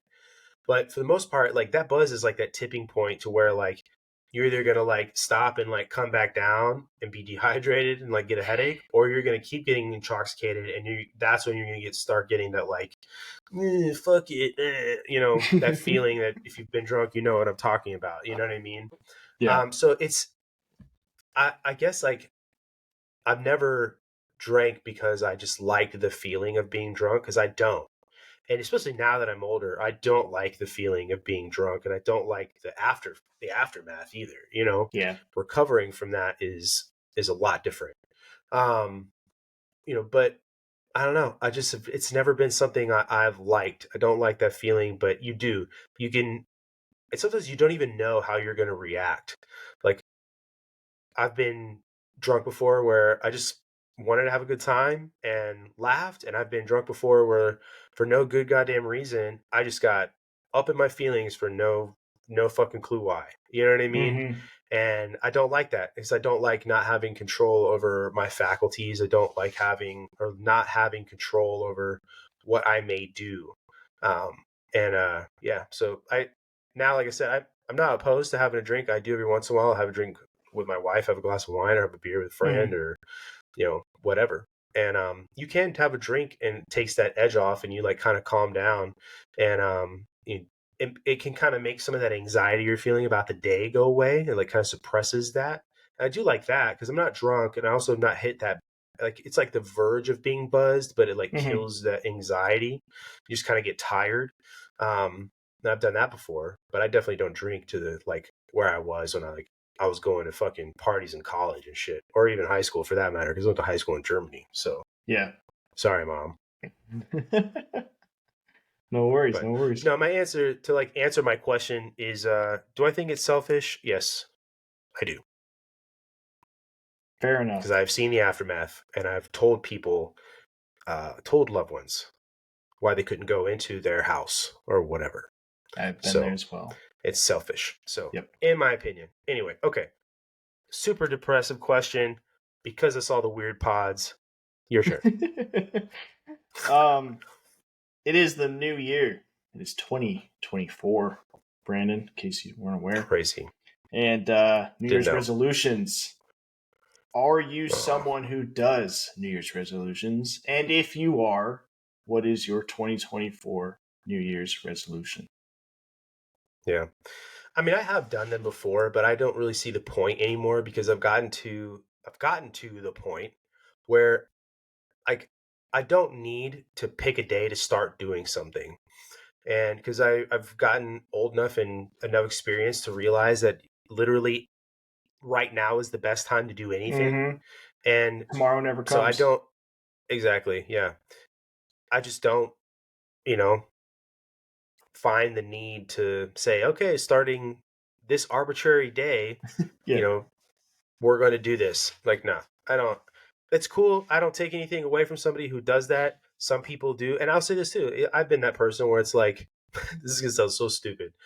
I want to start working out on a Monday so it's mentally easier for me to track how many days I've worked out. Because, like, I think I've done that. in weeks. Yeah, me Yeah, too. Right. So, like, yes, I have done shit like that. But I also think that for the most part, I still do would that be actually. curious what I would be curious what the statistics are. You should look them up of people that they have polled who actually stuck to their New Year's resolution. Oh, it My is guess is it would be not pretty high. low. Yeah, Yeah, yeah. but no, I've definitely But done that. I have no problem with people that want to do it. I didn't make a New Year's post on our podcast page and like make it all about resolutions and shit because I think people as adults we should realize that there's no better time than the present to take control over something that you want to take control over. And normally resolutions have something to do with taking control over something you lack or Yeah, trying to build up something you lack. Fucking it could be October 2nd. Just do it. You don't need to it. wait. Here's some facts. New Year's resolution is a 4,000-year-old tradition dating back to Mm-hmm. the Babylonians. Mm-hmm. However, only 9 to 12% of people will ever keep the resolution. So Interesting. What was the Babylonian thing? that's just where they think they. I don't. They're not talking Oh, more the about it. resolution thing came from? Yeah, like the Like that Babylonians are the tradition first to originated kind with of start doing Babylonians? it. Yeah. So I guess Interesting. it's where it's most recently or the latest it's written or they know of it. I Because wonder. who's to say if some other person would do it before? But Mhm. I wonder how the Babylonians broke down their time, because obviously, like it's 2024 because it's been 2024 years since Christ was born, and that's how we do our calendar. yeah, But how did I wonder why the Babylonians Babylonians measured that. track time? I'll look that up for us. Let's figure it out. Interesting. Uh, they actually divided the day into 24 hours, and they divided every hour into 60 Yeah. minutes and every 60 seconds. Hmm. But I want to know how long they track, like years. That's what I was wondering. Yeah, It didn't I take guess long for humanity to recognize how long a day was. The massive fiery ball in the sky that disappears. the Babylonian Where did it calendar go? was 12 months. It was 12 complete cycles. They used Really? the moon. Yeah. Oh, so it was a lunar cycle. Okay. So their year came out We to should about totally do that. 354 days, more or less. Interesting. Yeah. So I What's bet funny is I was gonna say I I bet all had their somebody months were say like to me one 28 time, days. You know what I mean? yeah, yeah. I had somebody say to me one time, they're like, why would anybody use the moon as a way to measure time? Like, don't you go to sleep at night? And I was like, bro, let me point something out to you real fast. Have you ever tried looking at the fucking sun? Yeah. It How's that doesn't going to tell you what change. time it is? Right. It Or doesn't change. Like you yeah, can measure it, you can measure where it's at in the sky yeah, and know you're closer to being, nighttime. yeah. It's closer But to you can look at the noon. moon. Yeah, you can look at the moon and you can watch it wax and wane, and you Mm-hmm. can watch and know when it disappears, right? And when it comes back, and you can measure that. You know what I mean? That's why it's such a big fucking deal when the sun disappears Yeah. or eclipses. You know what I mean? I was like, but so of course, you're early man. You're looking up. First off, there is zero light pollution other than your campfire, if you Oh have a yeah, campfire, yeah. right? And that's not going to The have much light sky must pollution. look ridiculously amazing because I Yeah. have seen some skies, like especially when I was in Montana and getting out some of these places where Big there's zero sky light country. pollution. Yeah. Holy shit, the sky looks so much different than stepping out right now on my front porch and looking at it. Mm-hmm. But there's this No, massive of glowing course. Yeah. silvery beautiful luminescent Yeah. round disc in the sky. Why the fuck aren't you going to pay attention to it? There's Of nothing else course, going on. ancient You can't humans, no light Netflix. pollution walked out, looked up, and went, Right. "Oh yeah, gods." Like, you know what I mean? Like, that's Bro. Yeah, it's not a hard leap in my no, opinion. Like you it's not. literally have the greatest show on earth. You're not distracted by anything. Like you in Mm-hmm. fact, you were probably looking forward to it becoming night so you could look at the stars. Like Yeah, no wonder our create your ancient own predecessors, stories. dude, yeah, exactly. No wonder they were so good at tracking the stars. No Mm-hmm. wonder they put so much emphasis on meteorites. No wonder they put so much emphasis on the moon. It's it's the most beautiful thing you have ever seen when there's nothing else going on. And Yep. even like me, like I've traveled all over the world and I've seen all kinds of cities, a bunch of different continents, and there's some amazing places. But still, the unfettered, unfiltered night sky is insane. Yep. And I say this too. I even want to visit places that have zero light pollution just to look at the night sky. Like I want to go look at the night sky from like Machu Picchu. I want to go look at the Mm-hmm. night sky from like Antarctica. I want to go look at the night sky from, the Arctic Circle. Like and you and Mm-hmm. I have seen the night sky from the southern hemisphere, which Yeah. looks so different. And there was plenty Mm-hmm. of spots out where we were with zero light pollution, especially Oh when you yeah. got NVGs. If Oh you yeah. got NVGs, that's like one of the coolest fucking things that I've ever done is look at the night Mm-hmm. sky with NVGs. Like, why aren't you watching your sector? You're looking up, you know. my, my But sector's 360, nah, sir. it's right. It doesn't stop at the horizon, Sergeant. We're looking up. You know what I mean? Yeah. The You never Russians know aren't airborne parachuting threats. over the horizon; they're parachuting above us. So I'm Exactly. looking for Exactly. them. That's right. That's right. I got it, Sergeant. Don't worry about it. And according to the But Geneva man, Conventions, I can shoot them as they're coming down. I ain't got to wait for them to there you land. go. Yeah. How about that? How about that? Weapons brief. But no, man, it's just it's funny, dude. I absolutely. It's not a mystery to me why Yeah. our ancient But predecessors were so enamored with the when night you sky. first said that, like everyone's asleep, I'm like, okay, yeah, everyone goes to Wow. sleep when it's dark, but like right now Now, in upstate New York, at 5 the sun is down. So like, you think I'm sleeping like 20 hours a day? No, come on. Ancient humans were also dude. Well, alive here's during the dawn and dusk. Like, and you can see the sure, and moon here's during the the thing day at too. times. Like, it could You be can. right That's a there. good point. Yeah. That's a good point. You absolutely can see I the don't think sun this or person the who moon during the told day you this ever sometimes. looked up. I think it's just like you had this like whim thought and you just say it out loud. You Yeah. blurted, you know. But no, here's the other thing too, man. If you're ancient man, right? Your safety is in numbers. Your safety is in whatever shelter you can find or make, Yeah. and it's There's definitely the fire, night right? watch. Right. There's the night. That's the point I was getting at. Yeah. 100%, right? The equivalent to caveman security forces or whatever the fuck Mm-hmm. else was Wearing his out there beret. by the fire, making sure, yeah, wearing his leopard skin, making sure that the saber-tooth tiger wasn't coming in and fucking shit up. Absolutely. He was checking that elephant's rab, making sure he's allowed to be at that Dude, hole. yeah. And it's speculated too that the campfires of our early predecessors were the reason why wolves became domesticated because They're they like saw that and could enamored by it. They're like, "Ooh, what's yeah, that?" and they would approach it, and when man started cooking the food too, they were attracted to it. But campfires, they associate it very much to the domestication of specifically the wolf and what would become the relationship between man and canine. Yeah. Speaking of like I think it's pretty domestications, cool. like I Mm-hmm. don't know if it's like 100% true, but a lot of people think that cats just decided to domesticate themselves. They just saw one day, I've hey, heard that too. they're like they're like, Mm-hmm. hey, all I got to There's a do is symbiosis here that yeah, like wait a minute, you'll pick I up don't really my I could poop. partake in, but I don't need to be totally invested in like the idiot over there keeps wagging his tail for no Yeah, fucking yeah, reason. yeah, You know what I mean? yeah. The I cat's just saw like, this wait a stupid minute. sign on somebody's wall one day where it was like, it says I'm going to paraphrase it, but it was essentially like a cat lives here with its slave or something like Yeah, that. And yeah. it's like that's so true, you know.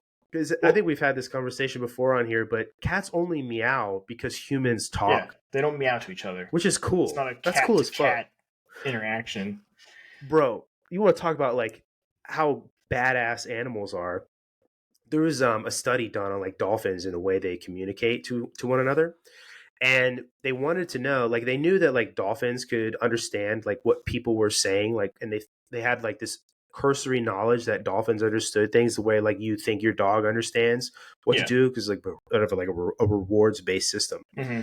But they wanted to see just like how intelligent dolphins like actually are, so they started coming up with like these very complex tasks for them to do. And one of the complex tasks that they came up for them to do, where they were separating the dolphins, okay, and they would tell like a dolphin like, hey, go do this trick you've done before, go like jump over the bar, and it would do it.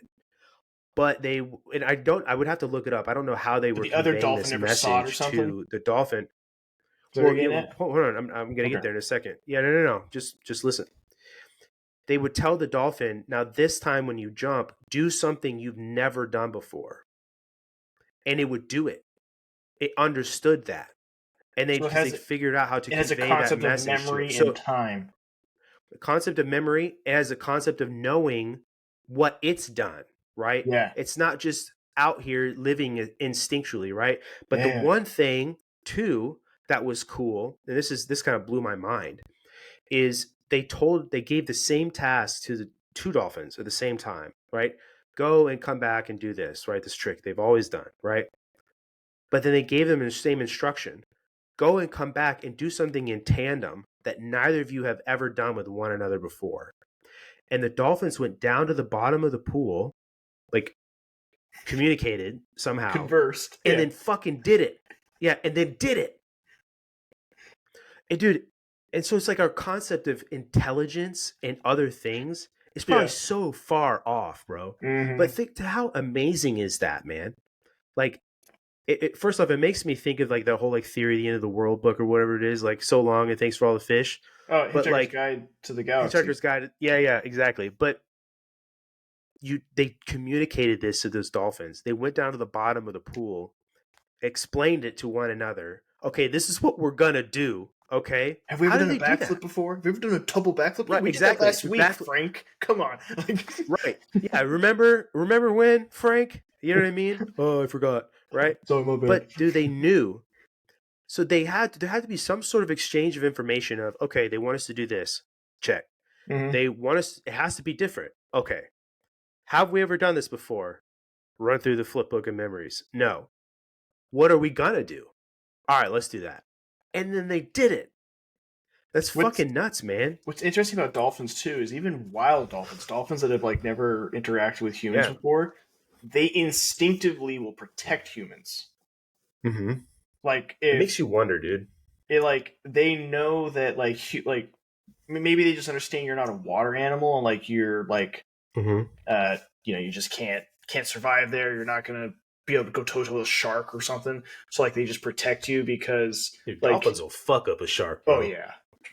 Like they say that like oh the great white's the king of the sea or whatever. No, it's dolphins and orcas. I was gonna say And it's actually the orca for yeah, sure the that we orca know of.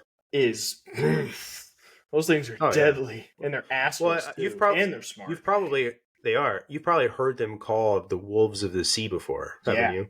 they hunt in Yeah, that packs. makes Yeah. sense. They hunt in packs. You've seen Mm-hmm. those videos of them like zooming in a group at like a seal on like a patch of ice. Mm-hmm. And And they'll dive together, under it, yeah, right? And it'll it'll cause it. swish the Yep. thing. And yeah, dude, you're so fucked, bro. Yeah, Like, you're so dead. seal you later. You know what I mean? Yeah. But that's the But thing anyway. too is even so I grew up in the Pacific Northwest, like the Puget Sound area Mm-hmm. and stuff like that. There's a lot of orcas there, and even orcas, like yeah, they'll kill a human, like that type of Mm-hmm. stuff. But most of the time There's those ones that are hunting yeah, but most boats. of the time they ignore humans, or at least they're Mm-hmm. aware of them, but they're like, man, whatever. Like you're not you're not my enemy. You're not your prey, and I'm just gonna let Mm-hmm. you kind of swim around here, buddy. Like, see you later. Keyword let you. Yeah, Let. exactly. You can hang in the Puget Sound on your kayak and your Starbucks coffee. Like, good for you, dude. I'm gonna go kill a Bro. seal and a great white. Probably gonna go kill an actual blue whale, and I'll come back later. Like, I do not care if I offend somebody by saying this, but if you're in a kayak out in the middle of the ocean around a bunch of whales, I immediately think you're an idiot. Like, I get it. You're having this like amazing experience, right? That's Yeah. fucking cool. And I think it's cool through my phone, the Yeah. screen on my phone. But there's that video you've seen of that guy that gets fucking swallowed almost by a humpback trying to pick up a bunch of krill around him. Yeah. The Like, the humpback dude doesn't literally see has to. you. No, Like, he doesn't fucking care. Bro, first off, you're I'm not trying trashed to be in. Jonah, okay? If Yeah. you understand that reference. I'm not trying to be Jonah in the whale. Nope, because you're not fucking going to live in there and it ain't going to spit you out on the shore, first off. You ain't talking Okay? to God either. But, At dude, least. At you least. have no fucking idea, dude. Like, Yeah. I will say this because I'm like contradicting myself here because I would totally jump in a cage and swim around sharks like in the cage and like look at them. You know what I mean? But there's a barrier between me and these things, and there's a much Mm-hmm. bigger boat. It's not a steel cage attached to a kayak. Okay, you know what I mean? Like, fuck no, dude. But for real, dude, like I've gone out to San Francisco so many times, and there's people like kayaking out like off the coast of like Alcatraz. You know what I Mm-hmm. mean? And I know for a fact there's fucking whales out there because there's whale watching tours Mm-hmm. you can get out of San Fran. You know what I mean? And that's cool. I would 100% do a whale watching tour, but I'm not getting my white ass in a fucking kayak and paddling out off the fucking shores of Alcatraz and Yeah. fucking watching for humpbacks I'm gonna and right kayak whales. in a Like, fucking like hell no, lake. dog. Where there's no whales. Yeah, Like, bro. For real, dude. I've kayaked, dude. But still, man, in Montana, like there could be like crazy sturgeon and shit that'll attack you for no yeah. fucking reason, or gar. Like gar are Mm-hmm. mean too. They get pretty big. But nah, dude. I've Fuck, seen dude. that And like not video of a even. whale where like a dude was kayaking. I'm Mm-hmm. pretty sure it was Puget Sound, and it dude's Mm-hmm. just going across, and like a humpback was in there, and his tail comes up, and the dude's trying to paddle as fast as Mm-hmm. he can. Tail comes right down. I It think killed I've him. seen that. It just he was dead. Oh, it killed Like the guy. I have not yeah, seen that video. dead Oh on shit, impact, pretty much. That's a lot of that weight. sucks. Like I kind of feel bad for you, but dude, I'm sorry, man. You're playing yeah, with fire, dude. I am not getting in a kayak and well, kayaking you're playing across with the ocean. water. It's These are not those fire. people. True, good point. Deep water. Let me fucking correct myself. But it's like those people, like you even see them like at the beach, like the actual beach, like in like where I'm from in the Uh-huh. Gulf, and they're maybe like 30 yards off the fucking shore and they're kayaking. I'm not even doing that either, bro. Did Dude, you see those aerial shots of like everybody in the water, like right along the and coast, there's and a it'll like great circle white all the going by or sharks? something. Yeah, they'll circle all the sharks. You know what I Mm-hmm. mean? They sell them as like souvenirs you can buy. Like, look how close you are to a shark. And but no, dude, I'm just not. You're not gonna catch me kayaking in the ocean. I will go in the ocean, and I Mm-hmm. also understand that I can go neck deep in the ocean or less and still get bit by something. But I don't know, dude. I'm just that's not for me, dude. And you ever seen a grouper too? Like some of those grouper get ridiculously big, and yeah. Anyway, fuck those things. I personally just think that the ocean's scary. So like, I have a healthy respect for the ocean. yeah, We don't know what's all in there, dude. we know more Like about I'm space still not than we 100%. know about the ocean. Yeah, we're gonna start talking about like the whole NASA conspiracy. I There I is a little bit, 100% I'm still not convinced that there's not like giant squid. Like, and I don't mean like because yes, there are giant squid. Like I know yeah. they exist, but I'm talking like the kraken, like those legends. You know, Talking about like what are those things called? like a sea monster, Yeah, sea the monsters. But kraken. they have an actual word for them. They're a kaiju or whatever, like a giant sea Oh, I don't know. monster Is called that like a kaiju. Japanese or Okinawan name? It comes from Japan, yeah. But like Oh, that's what okay. like uh ancient Japanese like fishermen, like I'm talking like 17, Mm-hmm. 1600s when they're like out at sea fishing and a giant squid would destroy their whole ship. They'd be like, "Ah, kaiju!" Like they. Mm-hmm. That's why like Godzilla is Yeah, like. considered a kaiju. Even any Mm-hmm. giant sea monster is a kaiju. Yeah, like I definitely think that like listening to whales communicate in the middle of the ocean, like at night when everything is still and you're just hearing these noises, I can see why if you're, you know, 15th century man, from Portugal out here Mm-hmm. exploring the world and you hear all that and you've never heard it before, I could see why you'd think like, holy fuck. Because if you've ever heard like whales communicating, like you can actually feel that in your body. Did you know? So I can get why people would think like, oh, sea monster, and immediately jump to some like ancient Greek mythos that they were aware of. You know what I mean? Like from the Odyssey or something. But I think there's shit out there that we just don't know about and is totally scary. Did you know, like, majority of the blue whales are considered like they're like on the endangered list or whatever. Sad face. The largest mammal currently on that we know of, currently on the planet. Knew that. And but they disappear. Like most of them, like 90-something% of them disappear every year for like a couple weeks, and we don't know where they go. I think you said this before. Yeah, we don't know where. That's fucking crazy, dude. We've even put like tracking like things on them, and those won't even like they lose signal. We don't know, like they have to breathe oxygen. They're not like normal fish who get it from freaking like water. They're not breaking down molecules and breathing that way. So like the running theory is that somewhere in the ocean, either the Pacific or like every major ocean, there's got to be like some super deep undersea cavern that just has oxygen in it. And they go there and they think they go there to mate, because it's very rare ever to see blue whales mate in the wild. And usually after they disappear, they'll come back and then, oh, look, they're all pregnant all of a sudden. So it's like a thing blue whales do. They just, most of them disappear for a couple weeks out of the year to somewhere we don't know in the ocean. Cave of the whale orgy. Yeah, they have a massive whale orgy, and then that's why the water's so salty, probably, is that annual whale orgy. Could you imagine, though, a cave big enough like that with like an air pocket? Because they have to come up for air. They breathe air, right? You have to have some sort of like air pocket. But could you imagine? Several. There's no way it's like one giant cavern. As fuck. Oh, yeah. There's no light. It's got to be unless dark it's coming as from fuck. like volcanic, like magma or something, maybe. Because I'm assuming if it's got oxygen, it's got to be some under. I mean, the water itself from algae can make oxygen, but like it's got to be. I'm assuming it's a combination of like underwater volcanoes and a whole bunch of other stuff, just creating enough oxygen. And it's probably really enriched oxygen, I would assume. True. It's probably some of the freshest oxygen that's wild, that blue whales ever breathed. Yeah. Well, you can't breathe. We can't breathe pure oxygen. I don't know. We can, but we get high. I doubt a blue whale really could. High. Like when you're on an airplane, wouldn't you eventually die? Wouldn't you eventually die if you were just breathing pure oxygen? I'm pretty sure you would. You can get brain damage, which would then kill you. No, I don't need Google. I know the answer. Oh, okay. Zach is Google. You can't, because I've looked this up. You can't, and I watch a lot of airplane crash videos, so I know a lot about the oxygen be alive, system. But just be dumb. Yeah, just stupid.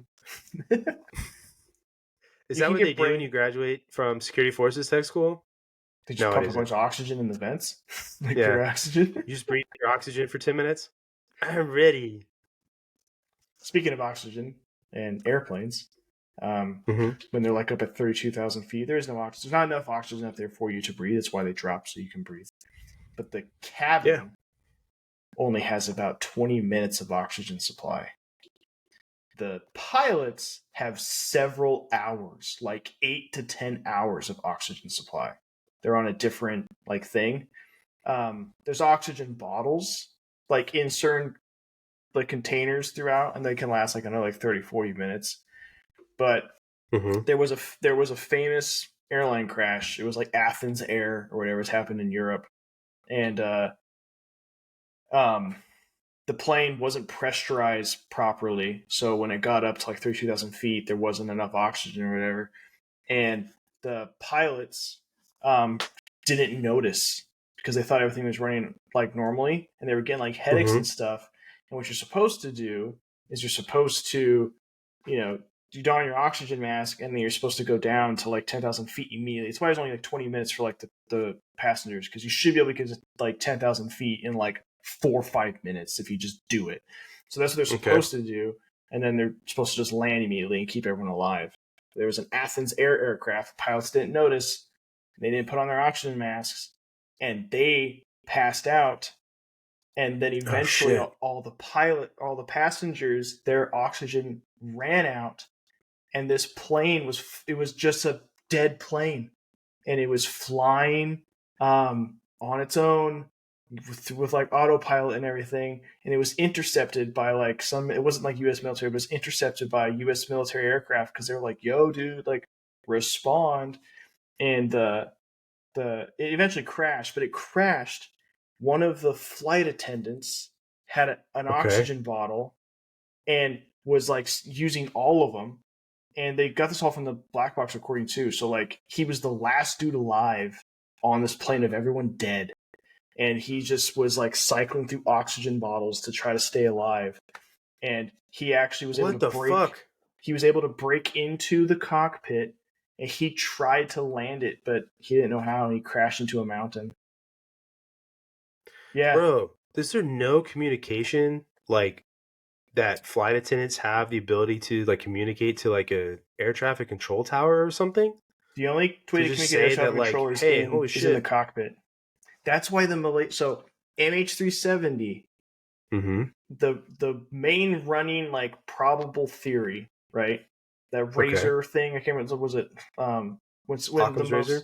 yeah, that is that the pilot just decided to kill everyone. He was just Mm-hmm. screw it, and he just killed everyone. And how he did Mm-hmm. it is there's a great video by Green Dot Aviation. You should go to that YouTube Mm-hmm. channel if you like to watch airplanes crash. And he will break them all down for you, and he's really good at it, very analytical. But it's like an hour long video, and he breaks it down like minute by minute for like the whole or hour by hour at least for like that whole thing and all like the key Mm-hmm. stuff for the MH370. And the running theory is that the pilot just decided to kill everyone. And how he did it is he asked the co-pilot if he could get him a drink. So the co-pilot left the cockpit, and then when he left the cockpit, he just locked the door.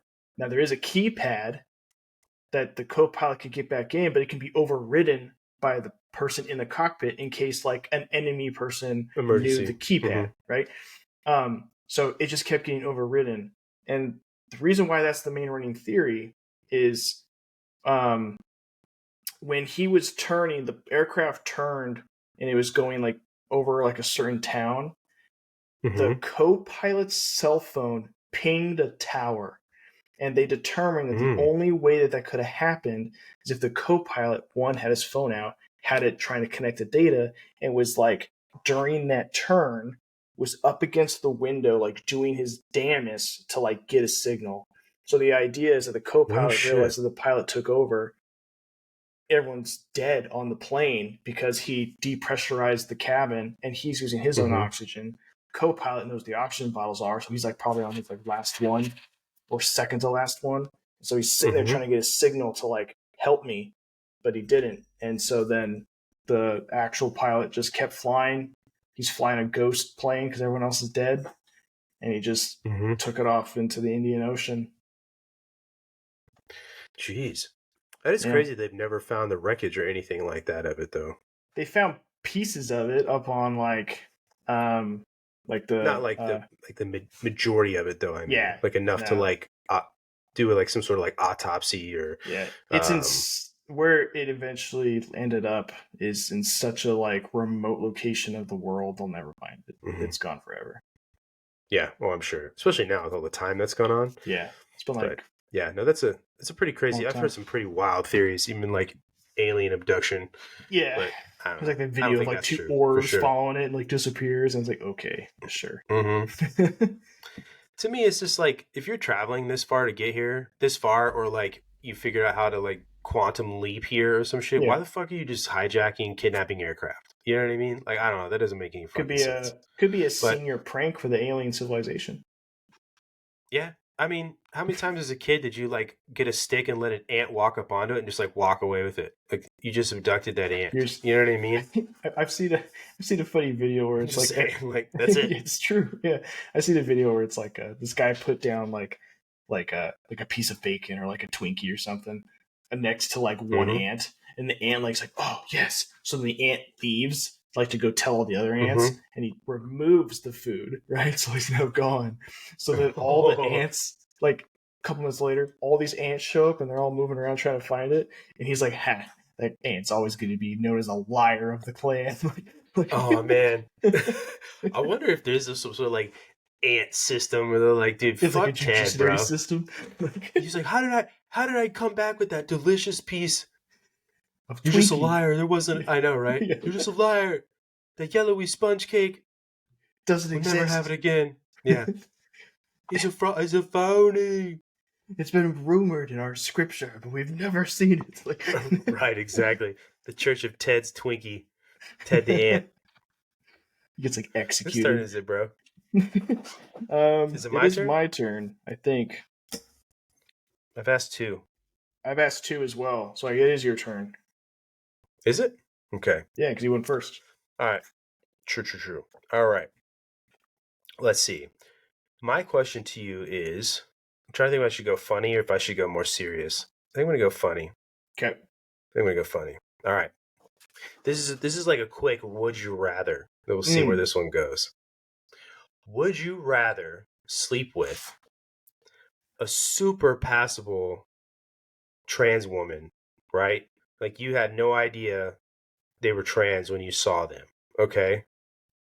Or would you rather sleep with like a dirty, like 1730s woman who hasn't had a fucking river bath in like 8 months?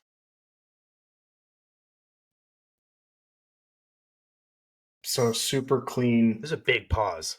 Yeah, because there's a lot. That's a big pause. Okay, there's a lot to consider here. Okay. Is there? Okay, because someone asked me this question. It was pretty easy answer for me, but I'm gonna let you go first. Okay. So like a 1730s woman, as in like bathing forever. So who knows? Yeah, that's what I'm saying. Like pick what. It doesn't matter what year. Just like yeah. No access. This is like medieval Milan. Mm-hmm. But like there's haven't bathed forever, super dirty. Who knows how many diseases or weird things going on. Use your imagination. Yeah, so it could get pretty gross. But then the other person's just a man. So, but it is clean. It is clean.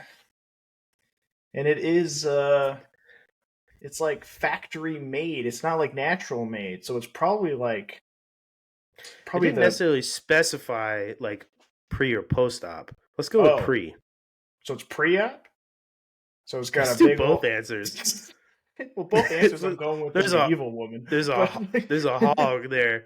Oh, okay. Yeah. Everybody's wondering. Yeah. I just want to keep everyone on their toes. You gotta make people think. You gotta think it through. You gotta think it through. But no. Now Zach's covering up his tracks. Sorry. Okay, post-op. I'm not sleeping with a man. It's got a vagina. They've got a vagina-ish. Cool. There's something there. Everyone's got a hole. Doesn't mean I'm putting things in it. True. Good answer. Yeah, no, for sure. I told so my wife asked me this question. That's how cool she is. And I said I was hitting that 1800s pussy. It's true, you have met her. I said I was hitting that 1800s pussy hard in the U.S. hit Hiroshima. That was my literal answer. Still American. So, love it. Dude. Yeah, dude. Boom. Your turn. All right. So this next one's not really a question. It's just I want stories. All right. And I'll probably give a couple of mine too. But I want stories of Punk Brandon. I want Brandon? times like hear me out. I want times you just did whatever you wanted, minus any of the repercussions that could have came from it, and or how you got away with something. I pretty much want like a dirtbag airman story. Does it have to be from the military? Because there's a lot of other dumb shit I've done. Yeah, it doesn't have to be military. I'm just like saying like those are like to give you an idea of what I want. I want Punk, screw authority Brandon, doing whatever the heck he wants, gets away with it, scot clean, whatever it is. I want like 1 or 2 stories. Oh Jesus. There's one that immediately comes to mind. Okay, and before we go into this, to anyone listening, these are all allegedly. Everything's allegedly. Yeah. I'm lying. Okay. For legal reasons. This is a joke. So this was the first thing that came to my mind is normally the first one. Like when somebody asks me, like, "What's the worst thing you've ever done?" You know what I mean? Like Mm-hmm. in the vein of what you're talking about. Yeah. This always comes to mind. So for anybody who's ever been around the military, you are aware of the Stars and Stripes newspaper, and it's just a newspaper. They have an Mm-hmm. online edition and everything. And but when I was a kid, it was a pretty big deal. Like everybody on base, you could get the Stars and Stripes delivered to your house every morning. And I actually had a Stars and Stripes paper route at one point. Well, I helped a friend with his, I should say. But anyway, I made the Stars and Stripes newspaper one time, By not by name? name. Oh, okay. No, by act. Okay, because security forces and probably OSI was looking to the public for assistance. Okay. Man, what's the statute of limitations on destruction of government property? What you allegedly did? There's no Yeah, statute. allegedly did this. Right. This is anyway. I made the Stars and Stripes newspaper because they were looking for the people who essentially destroyed the inside of a building, um, and did like X number amount of damage. I'm not gonna say where. I'm not gonna say what building. Right. But that's definitely the most piece of shit thing I've done in the name of like punk Brandon. Just like getting my jollies off, fucking having a jackass moment. Yeah. Um Definitely that. And my parents almost kind of caught me on it. I mean, they're probably gonna listen to this because I'm cool and both my parents listen to this. Um I got asked about it because we were at this specific location near it and they saw it. They're like, "Do you have anything to do with this?" And I was like, "No." But they know now. They'll know what I'm talking about. But Did yeah, they I know made the news. before this recording? I don't think we've ever talked about it. Oh, so they're gonna know like now. Yeah, like my brother knows. Mm. Like he knows. I've had this conversation. I actually think he may have been there at one point. Sorry, Sean. Was he a part of the Uh, hooligans? I really don't remember. I kind of think so. If I remember correctly, this is kind of like one of those stupid. I'm 16 and just being completely and totally destructive was like, I guess, ecstasy for some reason. Um, but that's probably the worst thing I've done, like punk wise. I mean, like I definitely did a lot of dumb shit in high school. Like I went out and drank very often because it was accessible in Germany. I was Mm-hmm. in a band in high school and ended up making friends with a lot of people who were like soldiers or airmen who were not that much older than me. You know what I mean? Yeah. Because soldiers and airmen are like 18, 19 years old. Yeah. And ended up doing and being at a lot of places that like my parents wouldn't have approved of. I mean, and I was like the typical skater kid with the big fucking DC shoes on, He was a and skater boy. the Said, fucking "See you later, I boy." was a skater boy. I would have done anything to go on a date with Avril Lavigne back then. Um, The but real one, not you the know, doppelganger they replaced her with. bro, well, I actually know why she disappeared for a while and came back. But yeah, man, I mean, playing music, going over places, playing music, playing shows, getting drunk. Like I have another story that I'm definitely not going to tell for a while. Let's put it that way. All right, I'll hold you to Also it. in high school. Yeah. Let me get out of the military first. Episode 150 will be Brandon's. No, no, no, no, no, no. I just know if I'm ready to go down that road yet. Okay. Okay. It's just funny, but it involves a lot of people. So, but yeah, Brandon has never been a very behaved person. Um, yeah. So So there what made me think of this, like ask you this is for a long time. I was like, he's Mm-hmm. got to have some crazy. I was thinking you're gonna have like a more of a military-esque question, but it makes sense like why you don't want to maybe get into those yet because you're still in. Oh, what? Say that again? Like a military related question, like where you maybe like abused of power without realizing it, or like did something and you're like, oh crap, but then like, I'll tell you a story. Like, I'll give you this. Like, when I was a gate guard, I took a lot of what the NCO that was over us at the time to heart. Like, he's like, like own this shit. You know what I mean? yeah, And having grown up in the military, I knew that like security forces, like for the most part, like what they say goes kind of thing, and that people are gonna fucking listen to you. don't mistake And your rank with my authority. I've definitely had that conversation with people. I And the have first time I too. had that conversation was with a major who saluted me with his left hand at the gate because it was the arm that was hanging out of the window. And he saluted me with it, and I reached out and I put my hand like on the open window, and I was like, "You just saluted me with your wrong arm." And I was like, you need to, like, if we're going to, I have to render you a salute. Like, you did not render me a proper salute back. Mm-hmm. Like, this is, you know what I mean? Because I don't know, for whatever reason, it pissed me the fuck off. Like, and I'm an A1C. And he Yeah. started giving me a bunch of fucking lip about it. And I fucking had none of it. And I've always been that person where I don't give a fuck who you are. I'm going to tell you what I think about what you're doing. Mm-hmm. And it's gotten me into hot water a lot. And I know you know that. But yeah, but one of the things I used to do all the time is if somebody was being an asshole, I would just waste their time. So You've you want been to come up randomly to the selected gate? for a vehicle check. Not even that, bro. Oh. Like not even that, because that's requires work on my behalf, Oh dog. We got to yeah, work smarter, not harder. yeah. Mm-hmm. Hey, you see that little pull off over there? Yeah, just go ahead and give me your driver's license, your ID. Just pull off, right?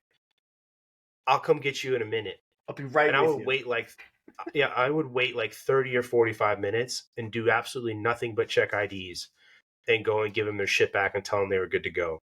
You want to waste my time? I'm going to waste your time. And it required, I kept doing what I had to do, checked IDs. But Yep. yeah, that's like a small example of something. I can tell you a funny story though, for sure. Yeah. Um, I'm not going to use any names because I don't know where this person is, but for anybody who's listening to this, and you were friends with me back in the day, you'll know this. I was at the gate one night and we just come on shift. I was on mid shift and it's me and two of my buddies and a kid I went to tech school with, okay, had been in trouble since before we left tech school. Okay. Um, he did a lot of dumb shit. He was under investigation for a bunch of shit. And he lied to us about a bunch of crap. He got in trouble with his flight chief for a bunch of crap. But anyway, if you are around the military, I don't know what other of the branches do. I feel like they're probably not that far off. But if you're working at the visitor center for the most part, or if you're like down, you can't arm, or you're under investigation, they have to keep you honest and make you work. But a pretty popular destination you're going to wind up at is either supply or the visitor center, Mm-hmm. right? And this kid that we were friends with was working at the visitor center this one night. And there was a chief, I want to say he was a chief of FSS, but he had a daughter who was college age. And she still lived on base because she went to college in town. Mm-hmm. And everybody who worked at the gate, like knew who she was because she was fucking smoking. And they're like always like, oh shit, there she is, blah, blah, blah. You know what I mean? And I guess was coming on base and she went to the visitor center because was bringing a friend on who needed a visitor's pass. And she went into the visitor center, got a visitor's pass, and then came through, right? Knew who she was, showed me, did everything the way she's supposed to do, you know what I mean? And just got on base. Like fucking 30 minutes later, my flight chief, the same dude who decided my fate forever, okay, like the story I told you, rolls up with the flight chief who was the former Blue Rope, okay?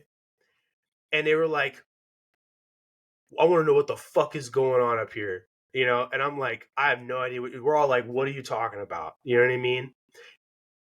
That chief, that his daughter, he parks behind the flight chief vehicle and walks up to the gate shack, and he looks at all of us.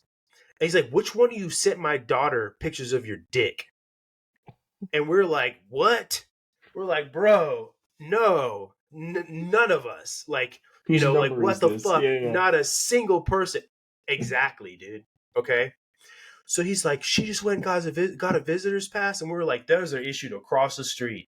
Those are issued across the street. You know what I mean? And they're like, swear, and for real, like my flight chief was like, like, yeah, what's the number? Blah, blah, blah. It wasn't us. And dude, we have the fucking, info. We're like, we know who's across the street. Okay. And we're like, fuck, what did he do?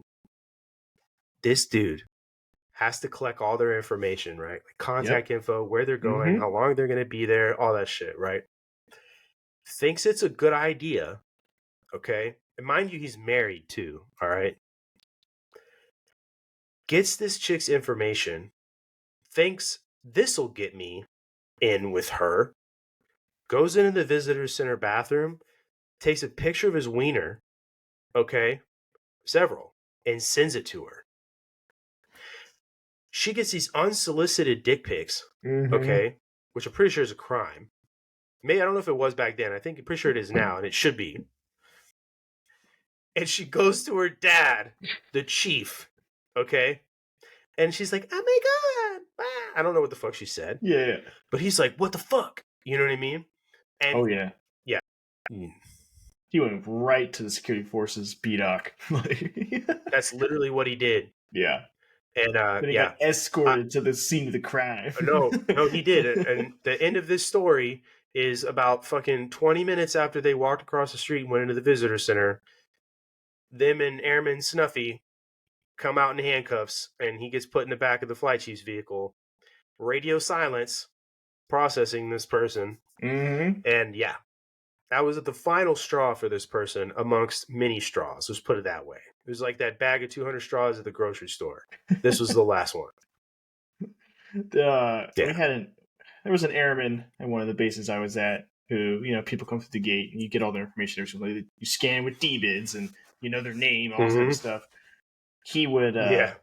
he would like wait a couple days. He would get information and he would like remember which ones were the cute girls.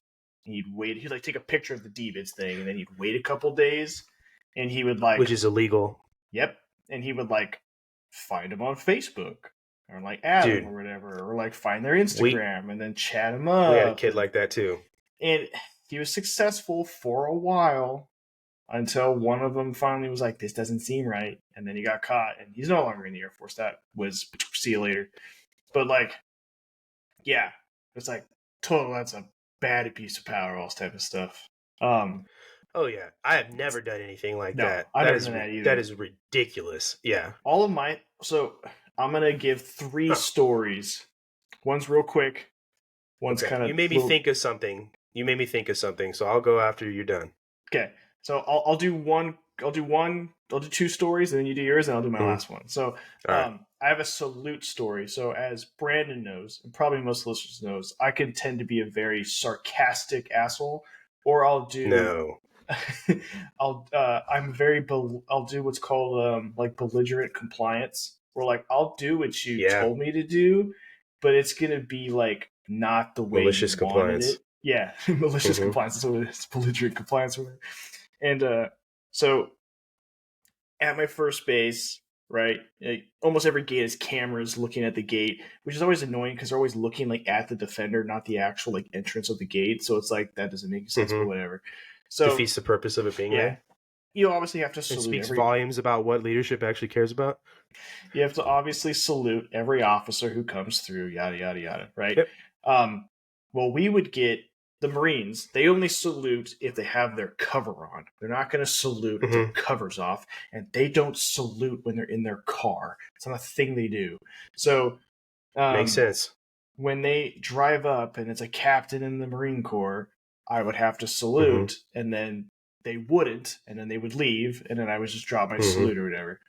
But they were leadership was harping on that we weren't saluting appropriately because if they don't return the salute, you have to hold it until they're like 6 paces past you. Like they wanted it done by the book. So I was like, Oh my god. okay, I will do what you want. So there I am. And at this base I was at, there's a Marine camp, like not even like 5 minutes from this base. So like they're always coming in all the time. because they work on the base or whatever. And so they would come through. I would salute. I would hold, hand it back, give them back their stuff or whatever, and I would turn with their car as they're like leaving. Yeah. Holding the salute and everything. And I'd wait until they got like past the barrier pretty much. And this would hold up traffic. It would slow up the line, like everything. You make them regret their decision. And it was amazing when I would get like 3 of them in a row, like a captain, major, and the line would be immediately backed up, like all 25 cars. Yeah, 25 cars instantly. I remember I did that for like a couple shifts, right? And then we went on break or whatever, and then we came back in, and they had like the video recordings of me, and they brought it up in like training, and they were like, do not do what Airman Smith is doing. We know the Marines don't salute back. You see this fucking idiot? Yeah, they're like, don't be a condescending asshole airman. Just do your job, salute who you're supposed to, and move on. But what's funny is they never worried about salutes ever again, as long as I was there at least. But that's awesome. That's the short one. Second story. So when I was in Japan, Japanese culturally do not understand sarcasm well. So like to them it's Germans lying. too. Yeah, to them it's lying. They don't do it. It's not a thing that they do. So when you're at the gate, you work with. There's always one. We call them CGs, contract guards, Japanese local.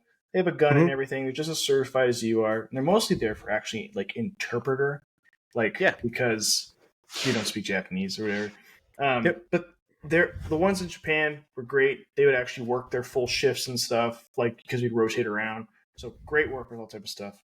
There was a guy. His name was Nagamine. He's like a 55-year-old CG. He's done his whole life. That's all he's done is this job. And he was real cool with all the airmen and everything like that. This is when YOLO was huge. So like all the airmen are always saying like YOLO, YOLO, YOLO. Well, he wanted to be a part of the American camaraderie, and he didn't understand YOLO like at all. It didn't make sense to him, right? All right. It's sarcastic and it's like an American joke, so he wanted in. He's like, I gotta be a part of this. So I'm at the gate with him. We're working nights, and I kid you not, I spent like hours at this gate explaining YOLO to Nagamine until he finally got it. And I basically got it across as you say YOLO, which means you only live once, in a time when you do something that you shouldn't have done, and it's kind of funny, and it's sarcastic, but you'd be like, YOLO, and then you do it anyways. Like when you vandalize a massive government building? Yeah, you go, YOLO, and YOLO. It's like a cop-out, right? Right, yeah. So he was like, okay. So he was like, my understanding of YOLO is you do something you're not supposed to do, but not something like crazy, and you do it anyways. It's like, yep, that's YOLO. That's the main gist of it. I was like, do it with your friends and all that type of stuff. He's like, okay. Well, there I am. It's not my shift to check IDs. I'm just kind of like spacing out or whatever. And then Nagamine, he's checking IDs. He comes running into the gate check, smile across his face, so excited. And he's like, Smith, I did it. I did YOLO. And I was like, cool, man. Like, what? Yeah. Like, what'd you do? And then out of the corner of my eye, behind Nagamine, through the door to the lane, there is an Air Force major. And he looks very upset. I was like, no. I was like, Nagamine, what did you do? What did you do? I was like, I did YOLO. I did the thing. And I was like, oh my God. So I immediately stood up. I go out there. I was like, hi, Major. How you doing? Like salute quick. Yeah. And he's like, you teaching the locals how to interact, I see. I was like, yes, sir. He's like, all right, well, could you hand me back my card, please? And I was like, where is it? He's like, it's over there. And he pointed like away from the gate check. It was like 30 feet away, like across like the other like lanes that we had closed. I was like, yes, sir. Just yeet this dude's ID card? So I ran over and got it back. It's awesome. I gave it to him. He gave in to the intrusive thoughts we've all had. I was like, have a good one, sir. And he's like, yeah, you too. And he left. He's like the only car we had like for like hours too, because it's like midnight.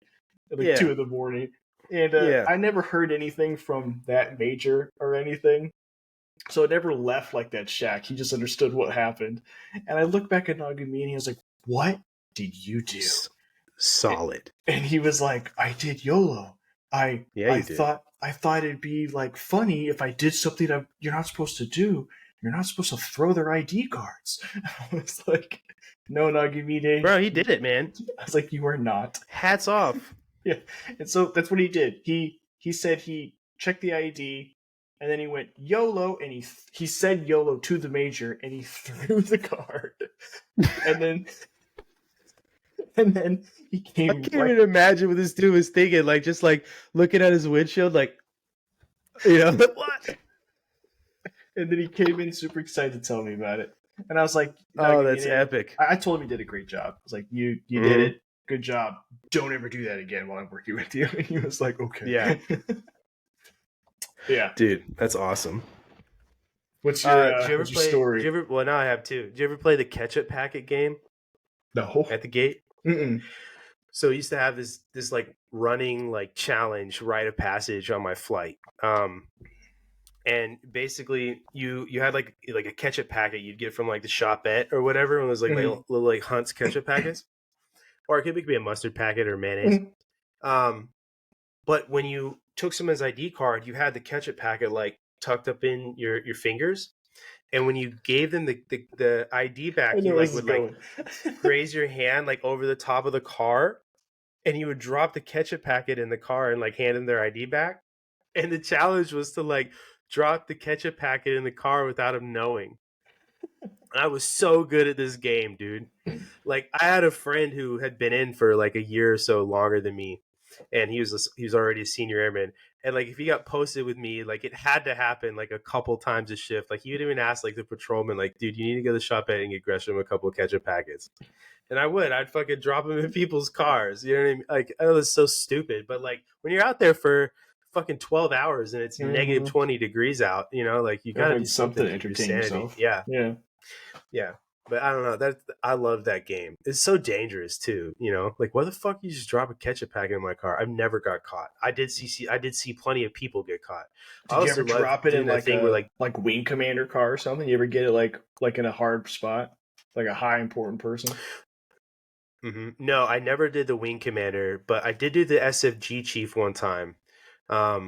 That's the highest like ranking person I did, but he was also like really fucking cool, and he would probably laughed if he had caught me, so I like felt kind of comfortable doing it. And he'd already like come out to the gate before and see me, and so like he knew who I was. But anyway, one of the other favorite games I used to like is like you hold your own cat card like in your hand, and like you take there and you like kind of turn your body to like scan it with the scanner, and you like hold up your ID card really fast. And you're like, "This isn't you," and they just like glance at it real quick, and they definitely know it's not them, and they're like, "Oh," and like start looking in their fucking wallet and shit for their own ID card. And then you're like, "Ah, just kidding." Like, here's your ID, and they're like, "What the fuck?" I would scan it like, sometimes because D-Bits would have it on the screen, and I would show them the D-Bits thing and be like, "What the? That's not you. You need a new card." And it's like me looking at him, and it's me on the screen looking at him, and they're like, "That's good too." What? How does that work? Huh? Yeah. No, all right. So the like actual story you made me think of, this involves the kid that got arrested in my last story. Oh. Okay. Yeah. The airman of many straws. The airman of many straws. This dude, he had a Jeep. It was a nice Jeep. Okay.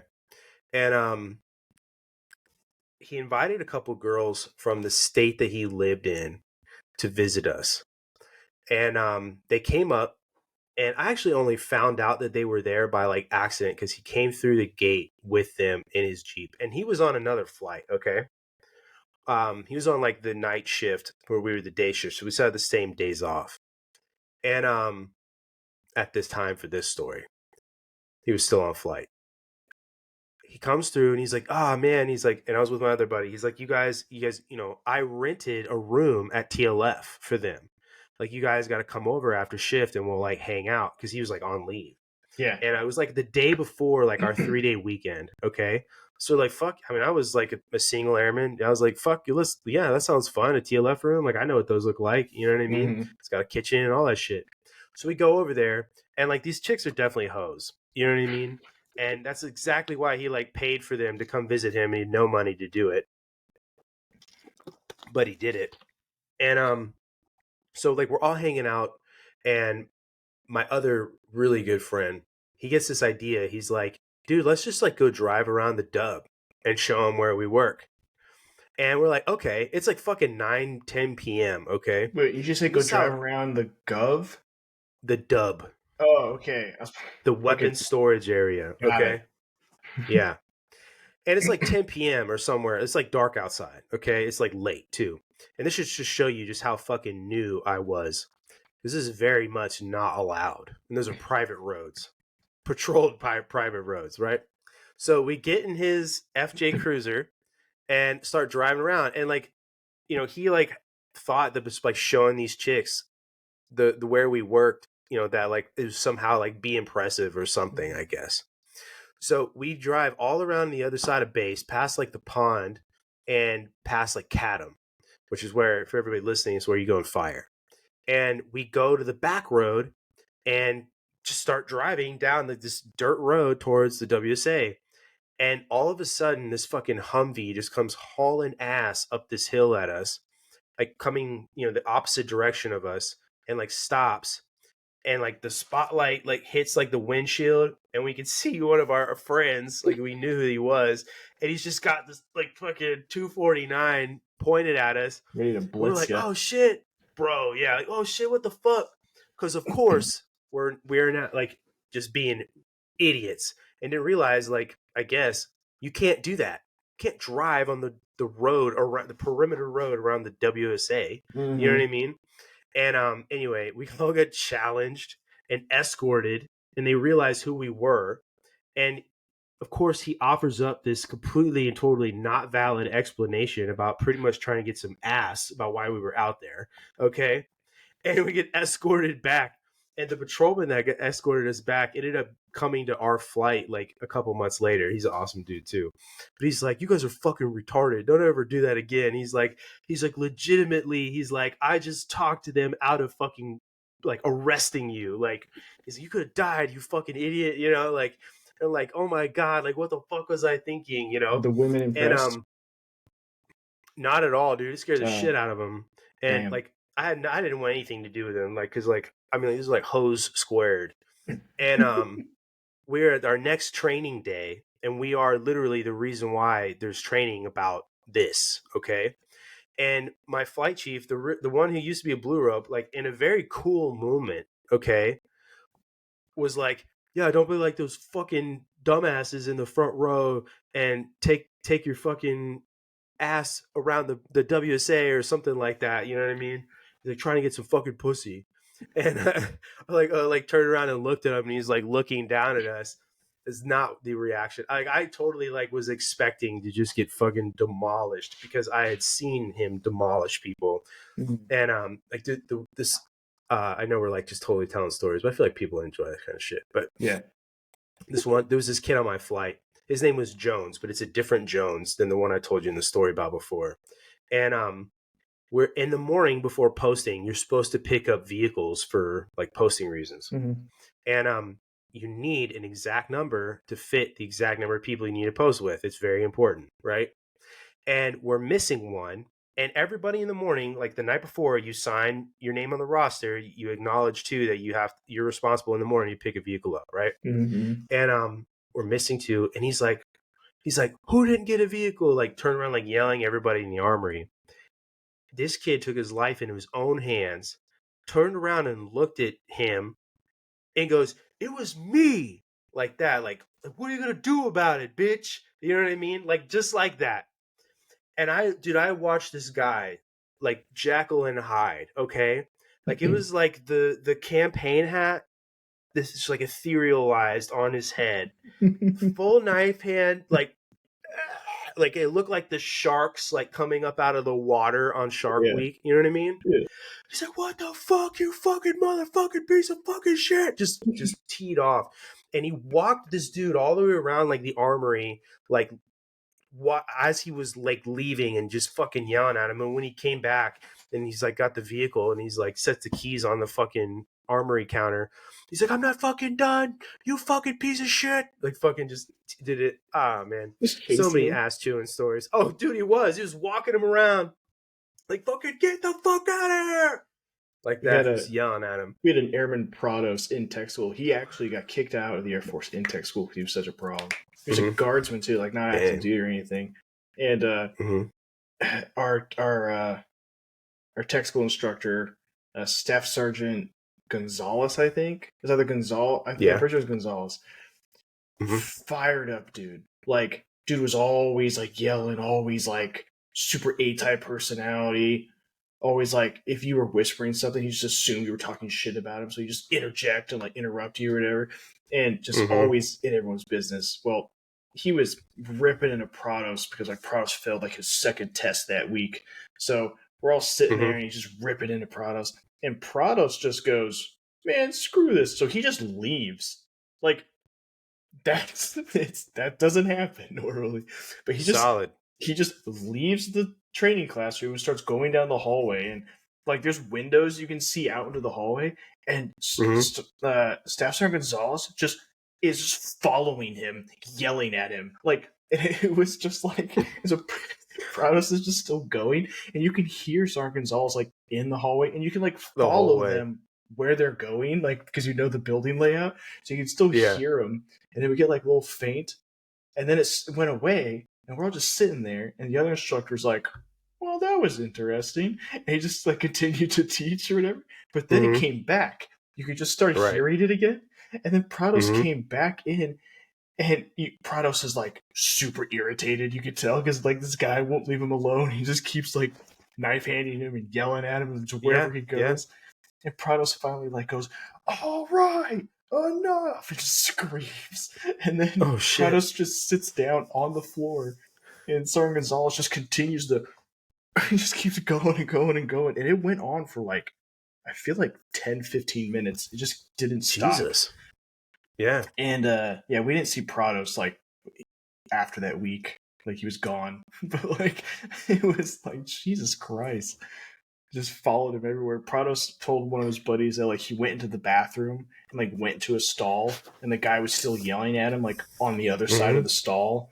And then Prados got up, left the stall, like tried to pee, couldn't pee, and like he was just doing all this random stuff to escape Sergeant Gonzalez. Sergeant Gonzalez was not letting him get away. Like he just kept going and going and going. I'll tell you one more story, and then we'll get back to questions. We could totally have an episode of stories. Good. But when I was in tech school, at Camp Bullis, anybody who's security forces or who's been at Camp Bullis will know there is a commemorative statue to Lieutenant Helton, who is a security forces lieutenant who was KIA. And I was at Camp Bullis in tech school when that the like unveiling and commissioning of that statue was like unveiled there at Bullis, and like we had to be part of the ceremony and everything. But the night before, everybody knows what's going to happen, so everybody's roped, like taking accountability of everybody, and you know the what is it? What are they called? MTLs, like freaking out, like I need to make sure 100% accountability because we all need to be here in the morning. Well, one of the kids on my fucking tech school team did not come back for like he just was not there. And we're like, I don't know where the fuck he was. You know, no one knows where he is. And there's like, well, we're going to wait until morning accountability to see if he shows up. This was the instruction from the MTL, which now in hindsight, I feel was probably not the right answer. Okay. Morning, like accountability is like 05 and he's not there. So he's like freaking out. He like wanders off with like one of the like Bullis SF instructors. And so we all ended up like going to breakfast, doing PT, and then showering and getting in blues and reporting to the DFAC where the Lieutenant Helton statue is. Yeah. So much brass from like Lackland is there. There's like people who are like legends in the security forces community who are there. Okay. In the middle of the ceremony, this kid, I swear, dude, on my life, bro, This kid pulls up in the parking lot. If you know where the DFAC is, there's like those like dorms. Yep. It's like down the road from like where they like everybody's like camping, right? Camping. Mm-hmm. He pulls up in a fucking taxi, gets out. He's wearing like a combo of his like AFPTU and just walks over to formation. All these people, all these like civil leaders, generals, all of the tech school brass is watching this kid do He this. like walks through them too, I bet too, like right in front of him or something. He was in the back and like walked down the hill and like kind of walked to the back of the formation. And I don't want to say his name, but he's a pretty big deal. Security forces. He was a full bird colonel. Really cool. Was there, and he fucking watches this, and I hear him like he's like talking to himself because he was talking to like me and a couple other people before like the ceremony, before like we had like, just asking us about like who we were, where we were from, and shit like that. Mm-hmm. And he's like, "Who the fuck is this?" And we're like looking, him like, "Oh my god, it's X, Y, and Z." And he's like, "That's on your team? That's the missing kid?" I'm like, "Yes." And he's like, "Oh my god." Did he fucking walks over and he's like, "Come with me," and just walked him like behind the building, and like you just like see like turns and like makes eye contact with like random fucking people, and they all just like walk around the building. Last time I saw that kid was him. Just I swear to God, bro. Like I He's know he dead. got kicked out. I don't know where he went. No, he was out. I remember like getting a Facebook request from him Oh, like one point. But he's like, yeah, buried that under was the it. That was the statue. last time I saw this for real. No, like that was the legit. The last time I saw him was him disappearing around the corner with this Fulbert Colonel, with all this like fucking fruit salad up to his clavicle. And but yeah. Anyway, yeah, I'm That's sure it wasn't a insane. pleasant experience. Oh Yeah, no. Oh dude, no. it's just like the biggest fucking faux pas you could make. There's Like the only thing that there's could have made nothing it you worse could was say being to get out naked. of that. Yeah, there's nothing you can say to get out of there Oh too. no, Like you're screwed. you're AWOL, and you show up to a commemorative statue for a A lieutenant who fallen was killed defender. in action. Yeah. Right. Yeah. Like I said, the only thing that could have made that worse was if you walked in naked. Like for real. Yeah, that bad. All kinds of shit fucked up, bro. Yep. Anyway, all right, your turn. Oh, it's my No, turn. That's how it's we your got on turn. all that. You're right. You're right. Right. Right. Right. Okay. Yeah, yeah. Okay. Let's just keep it. Why do you think people are discouraging others from going into military service?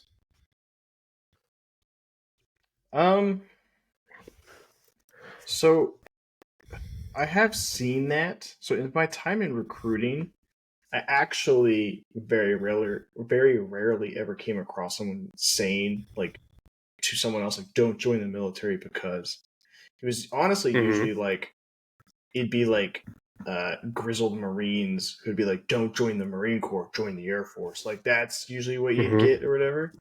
But I'd Yeah. very rarely seen that in the actual recruiting realm. I do know that like a lot of people, I do have friends of mine who are like saying, um, who are saying that like, don't join the military because X, Y, Z or whatever. And there is a large influx of people not joining today for a whole bunch of different reasons. But I don't really know because like What do you think those reasons are, though? pay disparity, um, uh, Mm-hmm. it being But I mean, like that's always existed. You know what I mean? And it gets making up for with like free education and room and board. You know? yeah, but even that's not a good benefit anymore. Like uh, Taco Bell, Okay. if you become a crew member at Taco Bell, Mm-hmm. they will pay for your associate's degree, regardless of what college you go to or what Mm-hmm. it is. So the Air Force's whole like, oh, when you join, you immediately get enrolled in community college in the Mm-hmm. Air Force, and you get an associate's degree by existing. Pretty much, have to do a couple core And it does classes. not corner the market. But like Taco Bell does that now. Like McDonald's is in talks to do it. Like there's a lot of benefits that the Air Force or the military as a whole like had for like a long Mm-hmm. time that in the last like 5-ish years is not like something to incentivize someone to join you instead of working at Taco Bell. Like, Mm-hmm. and they in recruiting they always say like, well, you got to find their actual why, the need behind the need, blah blah blah. But Mm-hmm. if you actually go through like recruiting school and you learn their actual tactics, to everyone in recruiting, minus the recruiter, and even sometimes the recruiter still falls into this, that person is a number. They're not a person with a want or a need. They're a number that needs to fill a slot today. That's pretty much what they are. And the tactics that they teach you is actually pretty, like, very, very crummy, scammy. It's used card salesman like. Yes, there's a lot of benefits to the military. You're not ruining these people's lives per se. Some people, I would say, you are. There's some people who, like, that they're going to be the Prados and they're going to get kicked out, or they're not going to make it or whatever. And you already know that before you even put them in, but you still put them in. But the, I guess what I was kind of getting at, so like the tactics that they teach us to recruit with is, find the need behind the need, but then abuse and use that need to convince them to join the Air Force. It's very malicious. It's kind of like a Stockholm Syndrome in a way. It's like, hey, you need money because you can't like afford your current lifestyle. Cool.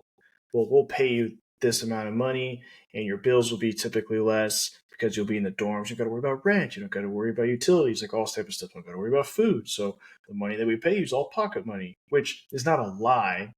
It's just a very misconstrued truth, right? But then slightly predatory.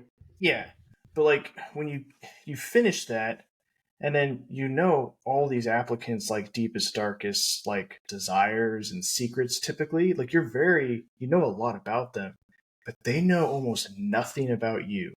So you like hold all the power in the relationship like completely. And so how you're taught to recruit is you figure out what their like ultimate thing is that they need, regardless of what it could be. And then over the course of their enlistment, which usually takes months, usually the fastest I've ever put someone in was like a week, and that's very rare. In today's recruitment world, the recruitment process is 1 to like 4 months typically. But in that time, they're going to have concerns and issues, all type of stuff. But you are taught as a recruiter to convince them that whatever problem or concern or desire that they have can only be solved by the United States Air Force.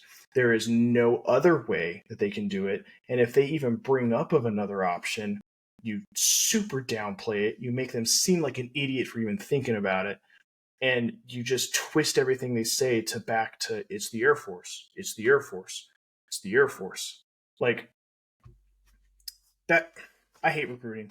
I really, really do. I did not recruit the way the Air Force wanted me to recruit. I refused to do it. And there were definitely applicants who I knew, they would fill the number, but I was not putting them in. Like I wasn't doing it. And Good. I think other recruiters should be that way. And I'm proof that you can still meet the ridiculous quota / goal the Air Force is going to put on you and still maintain your humanity as you do it. But it's like, I know like the recruiters that are making like gold badge, which is like a really high tier recruiter, or the recruiters who are putting in like 200, 300% of like their goal. They're doing it because they have been warped to see every applicant as a number. They're not people to them anymore. They're just numbers. And I know my tangent took us way off kind of what your question was, but like there's a That's lot of part of the process. there's a lot of reasons why people are told not to join the military today. And I'm not saying not to join the military, but I'm also saying not to join it. I think you should get a lot of perspectives. I put both my younger brothers in the military, but I didn't actively recruit them. They came to me and asked me questions. One of them is a security forces member. Security forces is like probably one of the most hated job in the Air Force by its members. And when he was asking me questions, I just told him straight up what it was like. Like I didn't sugarcoat any of it. I told him, I was like, look, you're going to sit at gates forever. You're going to do very mundane tasks for months on end. You might have to work 90 days in a row because one airman messed up the inspection for the entire wing. Like these are things that could happen. And even after all that, he was like, I still want to do it. And I was like, cool, let's go.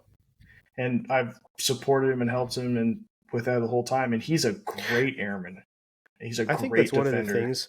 If I could just interject real fast, Yeah. I think that's one of the reasons why when I've listened to Aaron Trent and Peaches talk on One's Ready, they're so upfront about what to expect as far as like the absolute ass blast that you're going to get when you get there, and how you're going to be made to want to quit, and that's the entire goal, because you're sharpening iron with iron. And Yeah. you listen to them and they don't sugarcoat anything. They tell you flat out, there's no hacks, here's what you should prepare for. And first off too, like one of the conversations they recently had on One's Ready was about how the information out there about what NDOC or the rest of those pipelines for special operations are like is it's just out there. You can go find out what's going to happen on what random day during this training event, Yep. or whatever. And now more than ever, you have access to that information. And 30 years ago, you didn't. You may hear from somebody, like you get to the pipeline and you hear somebody ahead of you talk about it, or you may run into somebody who's been, but you had to go into it blind, and for the most part. And how, that information, having that, it still doesn't really change whether you're going to do it or not. Because if you're out there still asking questions, do you think I could do it? Do you think I could be, the first person to this, the first whatever, X, Y, and Z? Like, the only way to know is to go and do it, even with all that information out there. But I think that's one of the things that I like so much about them when you listen to them. And it seems to be that the entirety of those special operations career fields are like this, is they'll tell you fucking flat out it's gonna suck, like what you were talking about. Yeah. Here are, like, they're not gonna give away the ship, so to speak, you know what I mean? But like, yeah, bro, we're gonna drown proof you. We're gonna beat the shit out of you with, no known distance, no known time runs, all this other crap we're gonna do to just to make you want to quit. And it's just, security forces is not like that. And I hate that about it, because it does get painted as an equivalent way to go from, being a civilian to having law enforcement experience and then going into a career in civilian law enforcement. I would never tell somebody now on the street, yeah, join security forces, get some law enforcement experience and go. Could you wind up with legitimate law enforcement experience? Yes. Could you also wind up watching a fence for a decade? Yes. And then you're not law enforcement at all. You're a security guard or whatever you end up doing. This is cool shit you can do security forces too, for sure. But I would never, and it's not even just because there's a chance that you may not wind up a law enforcement professional and you wind up a security professional. It's because the level of training you're going to get, the level of equipment you're going to use when you become a cop, an Air Force cop, is not the equivalent to a civilian police officer, a civilian Very police more department. reserved, I've noticed. Well, it's more reserved. It's also very antiquated. Mm. Finally, a lot of squadrons are getting the digital fingerprint capture, but a lot are still using cards. And I know there's certain situations where you have to use cards, but that's just one example. I presented this idea a long time ago. I did all the legwork. Hey, here's how we can get all this shit in these vehicles to make these patrolmen more autonomous and to make them, get some experience and kind of feel like they're real police officers. Not doing that. It's a trust issue, right? Mm. Shut it down. There's a Well, it's fucking reason. crap. There's a reason why police departments specifically do not hire 18-year-olds fresh out of high school. They don't. Absolutely. It's not a Yeah. thing. I think the minimum age is like 21 usually. It's like 21 or 22, and most of the time they require some type of college or like an associate's degree. Like that's like usually or like pretty the minimum. extensive work history, probably. Yeah, or military service. Like it has to be like they're not hiring an 18-year-old, but you could join security forces. You could be 17 technically. You could be 17 years old.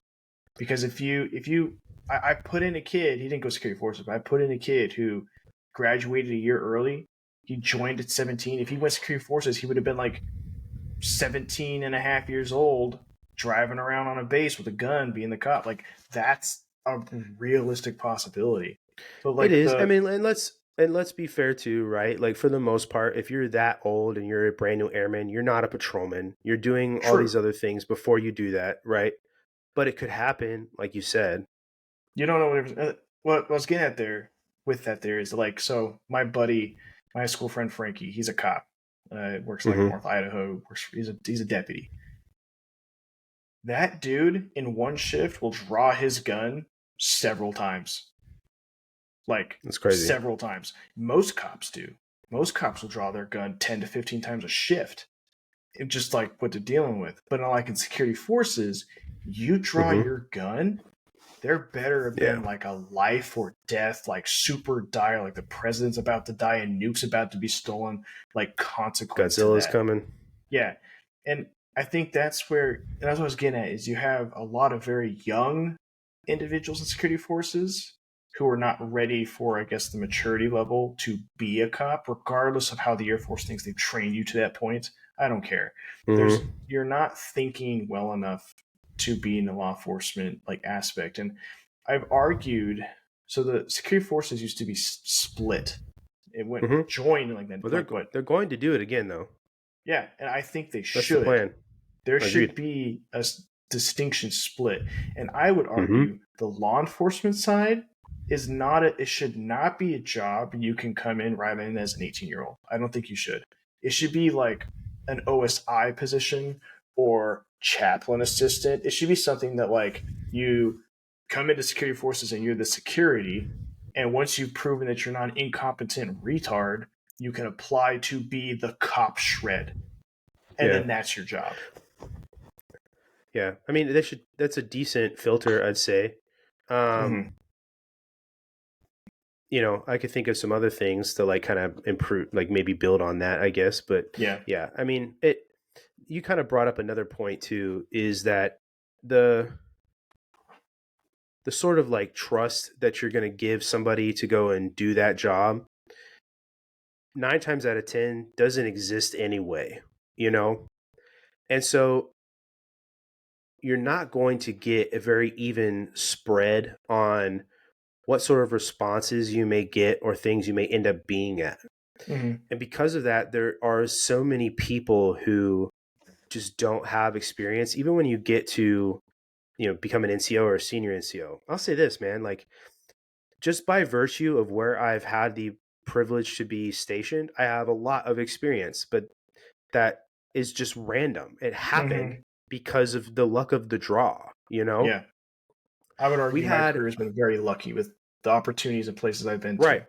to. Yeah, and let's for example, man, like you know how many times like I met a cop who was a new cop their whole career and they're a tech sergeant and they've never filled out law enforcement paperwork. Mm-hmm. I've seen that 100 times, and I've got A1Cs on my flight who are teaching a tech sergeant how to fill out law enforcement paperwork, and there's nothing wrong with that, and that's fantastic, you know. But it's just one of those things you could wind up that in that situation. It's also Yep. why, like, I've actually, I don't have any desire to be a cop in the civilian world at all, but I have looked just like at the opportunities. Most civilian police departments will not let your military service count to where you don't have to go to their academy. The only And time I it had does literally is had if a you're police a recruiter tell Leosa me that it's, credential. what do you mean? The Leosa credential, the Mm-hmm. like you're a federally certified like police officer or whatever. Mm-hmm. Not every security forces member just gets that. You have to like apply for it. It has to be command sanctioned, and most commanders don't give it to like their airmen. At least none of the Yeah, no, commanders. they recognize that, but what I'm saying is they don't let your military service be in lieu of a police academy. Yeah, no, And I military know, service doesn't, but there are. So, like, I know California is really restrictive about it. So is New York State. But every other state, if you're a LEOSA holder, and because there's mm-hmm, LEOSA in the Navy, the Marines, the Army as well. mm-hmm. If you're a LEOSA credential holder, you do every other state except California and New York, you can waive the police academy. So that actually is a thing. But you have to be a LEOSA holder. You cannot be I'm a fairly certain that Florida doesn't do it either because I looked at Florida. Florida won't. You can't just say I was a security forces member for a certain amount of time and then they just waive the I mean, you can look it up if Yeah, you want. you have I to know be a California Leosa for holder, and sure. you have to be a Leosa holder for like several years. It's not like because you could be security forces member for 10 years and never got your Leosa. Well, yeah. Yeah. What I'm saying is, like, I know for a fact California won't, because I literally had a recruiter for the San Francisco Yep. Police Department tell me that it doesn't matter. Yep. But I have looked at Florida, and I know too that I didn't see anything about Leosa, so I'd have to look it up. But Yeah. that you're, but I do know from listening to other police officers who've come to like events or whatever, they're not just going to waive your requirement to attend the academy because of your military service as Mm-hmm. a military police officer. Yeah. And this guy literally told me it's because they know for a fact that the standards are not the same and that the level of training you're getting in the military is not where they want you to be. And that's the Yep. point of what I'm making. I would Mm-hmm. even caution police departments, like say, like you're going to hire somebody who's Leosa, like that don't mean a fucking thing. Like I've seen what the process is to get your Leosa, and that don't mean Yeah, shit. people hate Maybe it's if you've there's attended, supposed to maybe be if very you've specific record things you're supposed to do that's like not normal for security forces member, but those just get ham jammed. Your train the trainer guy goes into your freaking training and just goes, yeah, sure, I did that, and Yeah, then you're I good was to gonna go. say maybe if you've like attended like FLETC or something like Mm-hmm. that, maybe you could do that. And I know you can because FLETC's the federal law enforcement training center. It's not just Mm-hmm. for military. You can be federal, right? But yeah, no. All I was getting at is I completely agree with him for not just handing out a law enforcement badge as a civilian police officer just because somebody was a Yeah. military member and a police officer, And I've had to have this because it hard isn't just conversation. purely based on that. I've had to have this hard conversation with recruits because like they'll go like speak to the army. The army will be like, "Oh, you want to be a cop? Well, come join us. Your military service will become a cop, whatever." And then they'll come talk to me, and I'll be like, "No, you have to have very unique credentials for that to work, and it's kind of very specific. And some states you're still going to have to do some type of things or whatever. And almost every police department's going to put you on like a what's it called Like probationary. yeah, you'll be like on a probationary period. So like, yeah, you might skip their police academy, but they're still going to put you through like a 1 month or like a several week A trial locality period. course, and then they're going to Mm. put you on probation. And actually, most, at least like local PDs and stuff, they tend to not like taking cops from the military because one, use a different phonetic alphabet. You respond to things differently. Like Military there's doesn't use 10 code. yeah, there's like a whole bunch of different things, and if you've done that for years, it's hard to unlearn it and learn the new thing. So like Yeah. that's also kind of difficult too. Um, but yeah, I've had this. I've had a conversation with people like, man, I really want to be a cop, and I saw security forces in the Air Force, and I'm like, that's cool. However, you could also just maybe do finance and then get yelled at by, Brandon when you mess up his pay, and you can still be a cop afterwards. And you Like, will. it's perfectly fine. Yeah. Yeah, don't get me wrong. You could wind up with some good law enforcement experience, and it's going to count as experience, and you should count as experience anyway because you're still dealing with people. You're still learning what that's like to deal with shitty situations, and so you're going to be mentally prepared for those things. Yeah. But like the specific training, tactical, operational training is not the same, and it's Yeah. not on the Air Force is not on the level of civilian police departments anymore. So that lateral Yep. transfer, there just isn't a thing. Is what I'm getting at. So, Yeah. But to go back but to your actual yeah, question of like why, like joining the military or why people aren't or whatever, I just want to say that, and I used to say this a lot when I was in recruiting. Um, Life is going to eject you from school, like out of high school, as if you just got like kicked off an airplane. Like you were mm-hmm, at 30,000 feet and it just kicked you off the airplane. Okay. mm-hmm, Now, wherever you land, how you land is based off the decisions you make. But what I will say is you need to find your parachute to ease your landing into life. mm-hmm. And it could be college, could be the military, it could be just going straight into the workforce. But whoever's listening, if you're like teetering on the idea of joining anything or what you're doing after high school, think about what's the best parachute for you, because You don't want to hit the ground like really freaking hard.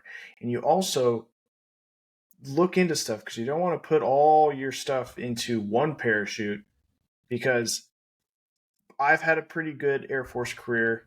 You probably don't want to put anything in your parachute. Yeah. You know?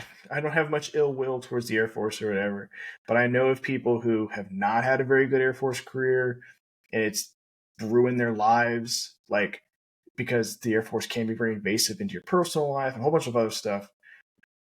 The parachute that you think you might be getting might be no parachute, and there's no reserve either.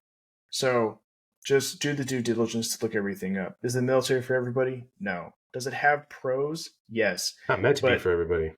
Yeah, but if you're going to join the military, just know that you are a number to the grand scheme of whatever service you're joining.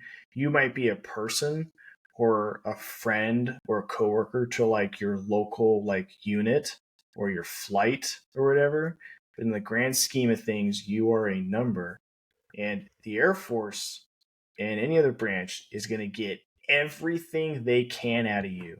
So you might as well you get everything you can from them, because if you join, yeah. Yeah, like I said earlier, this spinning fiery Ferris wheel is going to keep spinning when I step off it. So very true. I think it's a good place to wrap up, man. Same. Wrap up with a spinning fiery Ferris wheel. That's right. Well, as always, everybody, thank you for listening. And, please support us by hitting that subscribe button. Another great way to support us is by supporting our sponsors. Head on over, get yourself some cool merch or some MMA gear from Redefined Violence Sheep's Clothing, and get yourself some awesome coffee from Skull and Crossbeans. Please show our support by supporting our sponsors. All right, guys. You have a good night, Zach. You too.